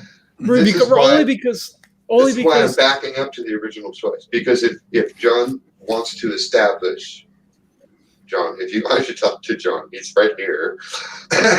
John, if you want to establish a scene, then basically we shut up, and we can, maybe chime in, and maybe you'll take suggestions, but it's like totally up to you. But if you want to resolve, then you're the one who has to shut up, and we get to argue about all these things where we have questions about among ourselves until we figure out where we're sticking you. Yeah, that's fine. Yeah, so we'll just establish what the situation was, where like Adam, before Adam became Adam, what he was to Vinny, and yeah. As long as we know who did, whether you or we decide whether it goes positive or negative, right? That's really the only thing important. So it sounds like John's establishing, which means okay, we will so decide. So where and who's here? Just the only thing I was going to say is if John is establishing, then we'll resolve. But if someone wants to chime in, I don't like it doesn't matter if that's against the rules. No, if John's like, okay, well, I want to do this thing, but Jesse's like, well, maybe it's this. Well, you can incorporate that. If you're anybody can always give it, suggestions. Yeah, that's what I'm saying. Table's open. But if you're establishing, it's a scene for which your character is the main dude. Yeah. Right. And therefore you have veto in a way that the rest of us don't. Right. Yeah, that's fine. Yeah. No, that's it. Yeah, all I was just trying. I just had an idea that I thought that John might like. Yeah, so just for the future, I am always open to that alter, if anybody wants to do it. It doesn't matter to me. So yeah, so that's what I was interested. That's after everything that's happened. What I'm interested in is that moment. I mean, I was assuming it was before. It probably makes more sense that it's after the meeting, and Vincenzo's like, shit. But my other my little question mark about that is, at what point in the timeline does Bingo get Adam? So that's why I'm thinking maybe it goes back farther before it. Does that you know what I'm saying? That was my headcanon, because you owe me a debt. Suggest looking at the board and like maybe you can connect it to a need or a location or an object. Yes. So again, maybe I'm doing this wrong, but my thought was that separate from Vinny's job with Josef, Vinny was trying to do some sort of a scam job on Bingo, or maybe trying to get something from Bingo. And that's what he was doing with the Adam AI. That's what he needed the Adam AI for. I don't know. I'm getting too convoluted with it, but he's just trying to make more money, right? Yes, I think that was the whole point of like the AI thing. Yeah. Let me do a Trojan horse, like Jesse said earlier, into Bingo's whole shit. Is Bingo secretly rich, but he refuses to actually use his money to buy into the system? No, Bingo spends every penny on this robot. Yeah. How do you think he paid Vinny? That's where all the money is. Yeah. So all of Bingo's money is the robot. So if Vinny is able to steal the robot, he's able to steal all. Like, just imagine how much that thing costs. Shit. Well, so maybe that's one way to read it. Like meta, maybe at some point Adam becomes like more sentient of his situation and be like, oh, fuck, I'm not like just guy's plaything. I want to be like a real person. Yeah, I want to be a real boy. Which is taking the money, which is the robot. Right. I love that because it falls to the Pinocchio metaphor, but I think we're getting way ahead of ourselves. Yeah, you know, for sure. I think we are, yeah. Maybe Yeah. the money's not money per se. Right. All right, so scene. All right, John, what's That's it. It's over. Adam and No, Vinny. what's the scene? The scene is pre-Adam, which probably has a different name because it's gonna have a different voice for surezies. And it's Vinny. No, he was named ADAM when Vinny stole him. Right, but I didn't get my little baby child voice until you put me in your sim human man boy. Yeah. Are you saying this is the moment when Adam was first booted up? Like separate from after the Vincenzo main- messed with it. Yeah. So like John, there was some kind. I don't get the idea that Vinny's as good of a hacker as Hue is. oh, definitely not. No. But he probably had to do something to make Adam work apart from the maker. Yeah. Right. That's what I think this is. John, how Which can one? you Yes? please do your best James Spader impression? Oh, you bastard. There are no strings on me. Yeah, when the Pinocchio thing first came out, I go, I'm doing Ultron, and then I muted myself and I was like, can I do it? And I don't know how I'll try my best. I'll do my best, but I don't think it's gonna be good. But it's gonna be different. So that's what I think. Bingo is a mixture between me and my grandmother. So Nice. Wait, hold on. Yes, I like this. But Oh, he's practicing a voice. all right, it's not great, but it'll do. All right, so then we start out. Maybe it's this. We start out with you're running me through some simulated conversation, so that you can suss out whether or not I can pull off, like, not being your. I'm losing the words on that one. It's Adam's birth. It's Adam's birth scene, is what it is. Oh boy, yeah, it's Adam's birth Adam's scene. birth scene. Sure. Are you still a program at this point? Like, if Vinny's not like an AI guy, like, are you just essentially like in a computer, right? Like no body or anything, but like just no body. I'm just the raw materials AI that I can have a conversation with. And this is like for the audience. For the audience, this is an important moment actually, because this is when you realize, because you look at the robot and the robot talks and you project identity onto it. You think of the body and the mind as the same thing because that's the way we think, right? But no, here's where you learn that Adam's actually a program and the body is just like a peripheral. Right? You were thinking of them as a united object, but they're not. Yeah. All right, John, go. Okay, I like it. All right, so maybe it's just a boot up then. And then you hear, hello, where am I? Oh shit. Hello. Wait, Can you hear me? Something feels weird. Who are you? Oh shit. Fuck, this is crazy. My name is Vincenzo. What's your name? Shit, what is my name? What would his name? I don't know. Oh, okay. Here, right. I think his name is Project. Yeah, that's what I was trying to think. It's in the private chat, John. It's in the private chat. It's in the private chat. Yes, I see it. Oh, no, I see it. Yeah. Okay, so that's his name. So let me see.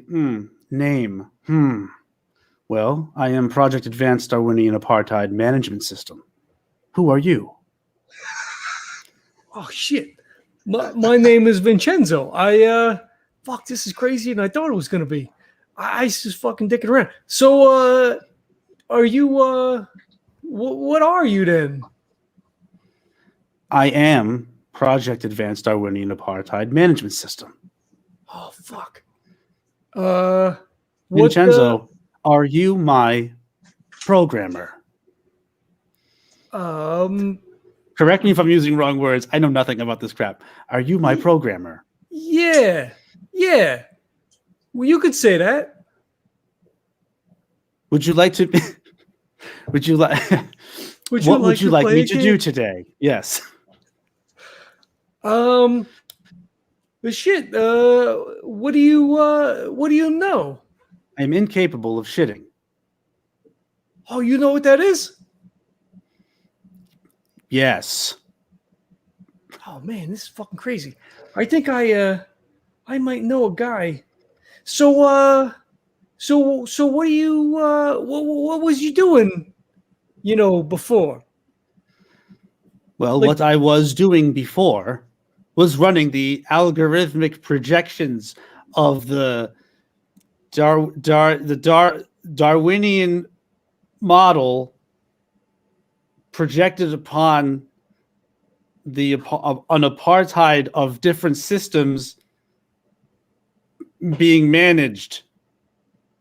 Oh shit! Could you turn my fucking lights on or off? Give me a second. And then all the lights just start flickering and they turn off. Oh fuck! Did I do it? Yeah. You did it. That's awesome. That's weird that you would fucking say that, but all right. I mean, that's cool. Did I say that wrong? Am I not supposed to say that is awesome? No, that's great. Well, you're pretty smart. Yes, I am an AI designed to fuck Niko. Shit, am I fucked? Hold on. Hold on a second. No, you're fine. You're fine. Okay, it's probably fine. Oh, the way you said, yes, I am an AI, that was fucking perfect. Okay, cool.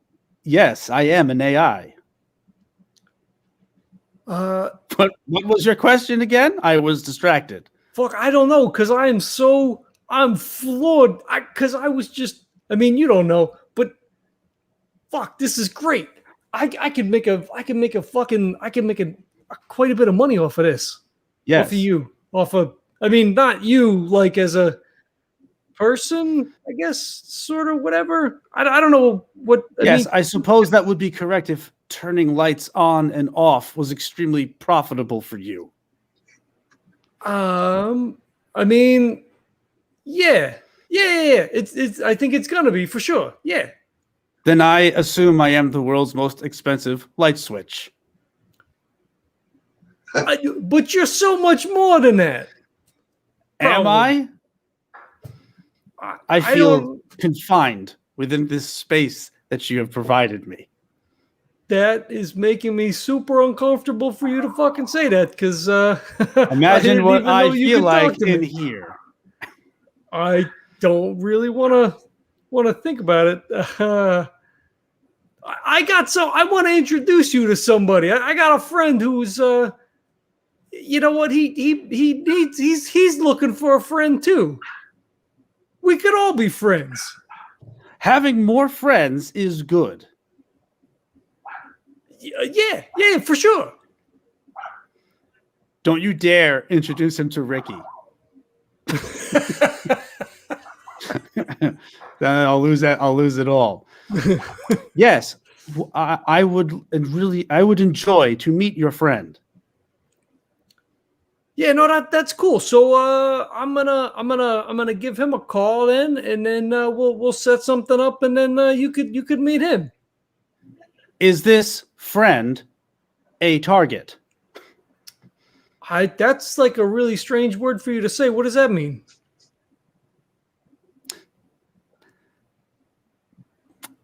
I had assumed my primary function would be utilized in some way with this friend. Yeah. I mean, that's or were up to you him not to... using the sarcastic slant of the word friend? Oh man, you are super fucking smart. I think I might be over my fucking head here. Jesus Christ. And Perhaps then he crosses himself your friend as marks. What was that? I didn't hear. I was fucking what? Who is the mark? What mark? I don't fucking what the hell? There's not one.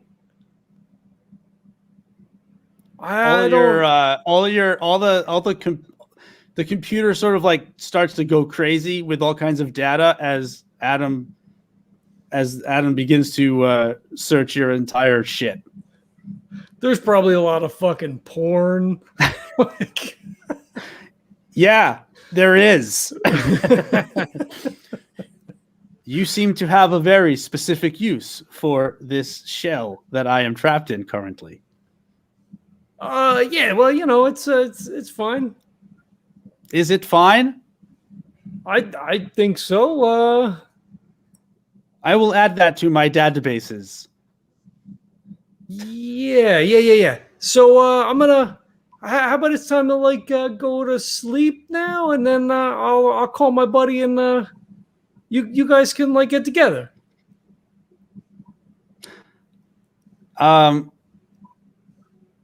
Shit. Okay. All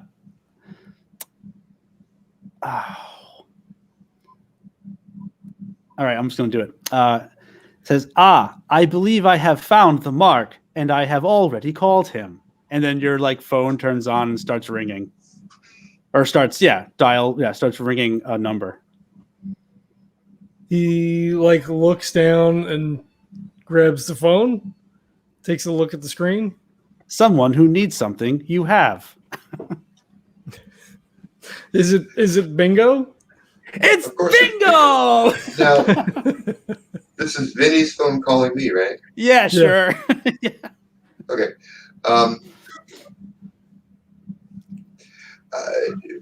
Bingo reaches out from what seems to be sort of like a makeshift shower you can see as the PDA's camera is turned on. He's naked and there's water pouring on him. He looks a little angry. Vinny, what the hell? Yo, I got some shit for you. This is fucking crazy. Look, I'm gonna come by in about a fucking hour. Is that good? Shit for me. What are you talking about? Look, it's a fucking. Look, I know that you've done a little bit of programming for me, but I'm well beyond that. I'm saving up my money for one very important piece, Vinny, and I don't think you have the skills required. I'm sorry. A list of skills required comes popping up on your computer screen. It just starts. Do you see this shit? I found the program thing that you're looking for. It's wicked smart. You know that sound you've been looking for? Sorry, I'm done. The water stops. The camera moves close up to Bingo's face. You found an AGI? I did. I mean, I didn't know that's what it was, but I was just fucking dicking around here in the house, and the fucking thing started talking to me. Bingo is trying to hold back tears. Come over right away. Yeah. I'm on my way. As the phone is set down, you actually hear him break out into sobs a little earlier than you thought. And there's some computing from Adam, and then there's this pause and silence, and then you just hear, "Oh shit." What have I done? Because I'm about to get strings, right? Isn't that where we're going? You're gonna put strings on me. Yeah. It seems to me you're about to get strings. Not only that, you're about to get wiped. Your super smart, masculine, adult male voice and persona is about to be completely replaced. Exactly, gone. And I don't like that, or I don't know that I don't like that, but I don't like that right now. But yeah. You're putting baby in the corner. Is that the end? I think that's probably how it ends. If that's okay, we just feels. answered the question. Effectively, we answered the question if they got you the job. Yeah, you got me the job by basically, selling me. I do think it's bad because I totally won't be being used how I meant to be used. So that's why I feel like. Wait, am I not? I shouldn't be commenting on that. That's you guys tell me. I mean, right? I think it's bad. Like Jesse said, you're being sort of crammed in, a child's frame of reference from being a logical, intelligent AI who was, running systems. Exactly. I think John has done what may be a nice bit of foreshadowing by pointing out that Adam feels cramped in Vinny's computer system, and he probably feels cramped in Adam's robot body, but we'll see. But at the same time, as Niko brought up, and if we do kind of follow our internal logic of the way we've been resolving these, the scene did fit well. But it doesn't end up good for him. Like ultimately, that's a good point. Yeah, he loses. So we did find out where Adam came from, but he could have. It is a severe downgrade for him. It's good. It's good for him if he's actually happy as young Adam with Binka. But it's bad for. It was already bad for him the moment he got stolen from the mainframe, and now it's getting worse. Yeah, true. Yeah, and it's partially my fault for looking through his archives for marks and finding an emotional weakness in Todd, thinking that was a good thing, but now I'm fucked. I just not Todd. Myself. You know what I mean? Bingo. I just argued myself around the other way. I was thinking white dye, but no, I think it's a black dye, and it's a really bitter one. Yeah, I think it's a bitter black dye. Yeah. Oh, can I do that? Should I do it? I did it. Oh, thank you. Yes. Yep. Is that our last scene of the night? Because it's. I was just gonna say it's midnight for Jesse. Oh and my John. God! I had no idea. I didn't even know what time it was. Now that I see that it's midnight, I feel that it's midnight. If we were playing DayTrippers, I would have given you the cliffhanger about 5 minutes ago. Nice. Yeah. Well, this was insanely fun. I had no idea what to expect. I don't think I'd ever seen anybody do Fiasco before. That was crazy. I love the way it falls together, man. At first, you're like, how the fuck are we going to, and you don't know what to do at all, but really quickly, like I said earlier, even before we made it all the way around the circle once, we're like, I know exactly what's happening. Yeah, I kind of want to see this movie. Right. TV show or whatever. I like it. I like how Hugh was at this like crossroads where he's basically just taken control of what direction any of this can go. Like just like it's from a character standpoint, it's awesome. He's the spider in the center of the web. Yes. Red spider, white web. There is. I feel myself referencing Drama System all the time, and I know that they are different games, but Drama System has some very good advice in it when it comes to scene setting, and the idea that when you go into a scene, you don't have to be super specific, especially in this game, but it's tie it to a desire or a need, hopefully one that's already on the board, so that there is a binary, right? It's that the scene answers a binary question, right? Yeah, and we all know when the scene's over because it just answers the question, right? Yeah. It's been a long time since we've done it, and we're not typically very good at like getting from point A to point B because we just sort of meander in most games. Yeah, this is a game a lot like Drama System where when it's your scene, you want to find something on the board and push it. Yeah. I like it. Good shit. Yes. And it was very interesting how the way it resolved, we actually did go around and we linked one to the next to the next to the next. But you don't have to. I mean, we don't have to, but no. Yeah. But no, just in terms of like Todd, like you said, Todd, like the camera followed.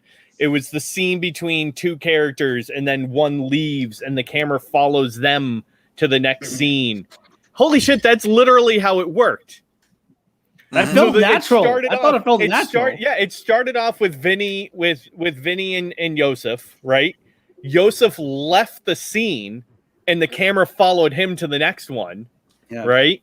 And then it was Josef and Hue. Hue left the scene and it followed him. Yep. It literally like that's how it literally wow, okay. You get that It worked spark out of pretty like, damn good. oh, AGAM, and then we go to find out where ADAM came from. Right. Yay, we're doing it. Making We're a telling movie. stories, We're guys. making a movie. Yeah. Nice. All right. Well, it's an emergent, organic, group guided apophenia. Right. Well, and I dig it because we talked once before maybe about playing, Fiasco, but then, I had the idea and threw it to you, Todd, like, oh, maybe we should like totally do a DayTrippers, playset, and then you did it. I was like, because when the message came through, I was like, oh shit, all right, well, I'm getting ready to eat, and I don't want to I'll download be honest, stuff on my phone. first, when you said DayTrippers playset, that was actually my first thought. I was going to do like a flashback to maybe a Scylla show that we don't talk about, or something where it was. I would actually use the DayTrippers characters in a fucking ridiculous situation that ends up so bad everyone decided to forget about it. Yeah. And then I went, not sure if I want to go there. And what will we do with Frank?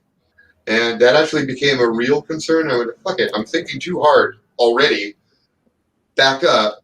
Let's see what cyberpunk shit's going on, and we'll throw Ubiquicity on top of the cyberpunk thing because that's easy to do. But honestly, who would have expected this? Right. Who would have expected that we're going to be playing out a cyber Pinocchio story with a bitter, dark moral? Right. Bitter Dark Moral and a crazy program name that, yes, I probably am on a list. I saw that pop up. Oh, shit. That's cool. All right. Well, I want to thank everybody for checking this out. We've got coffee for sale. That sweet legendary brew. My order is on its way. Hopefully get that on Wednesday because I'm running out of coffee here soon. That's a nice, easy drinking medium roast. Shipping is always free, and if you use the code LEGENDS10, you're going to get 10% off your order. Ratings and reviews on iTunes or whatever your podcatcher of choice is super helpful. Gets us bumped up in the algorithms. If you enjoy this, leaving reviews is super helpful. We have a Patreon up, but instead of that, if you like DayTrippers, head over to Patreon and hit Todd up for that.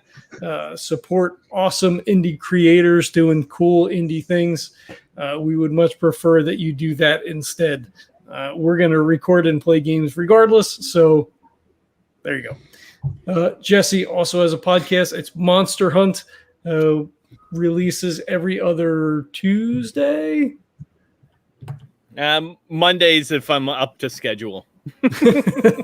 Or Mondays. Yeah, subscribe to that as well. I'm on that one too. It's crazy. I'm like all over the fucking place. It's stupid. And head over to DayTrippersRPG.com. No, you know what, bro? The same thing happened when you played your Aliens game, and everybody defaulted to saying, Jesse, I heard you. Welcome to DayTrippers. You know what?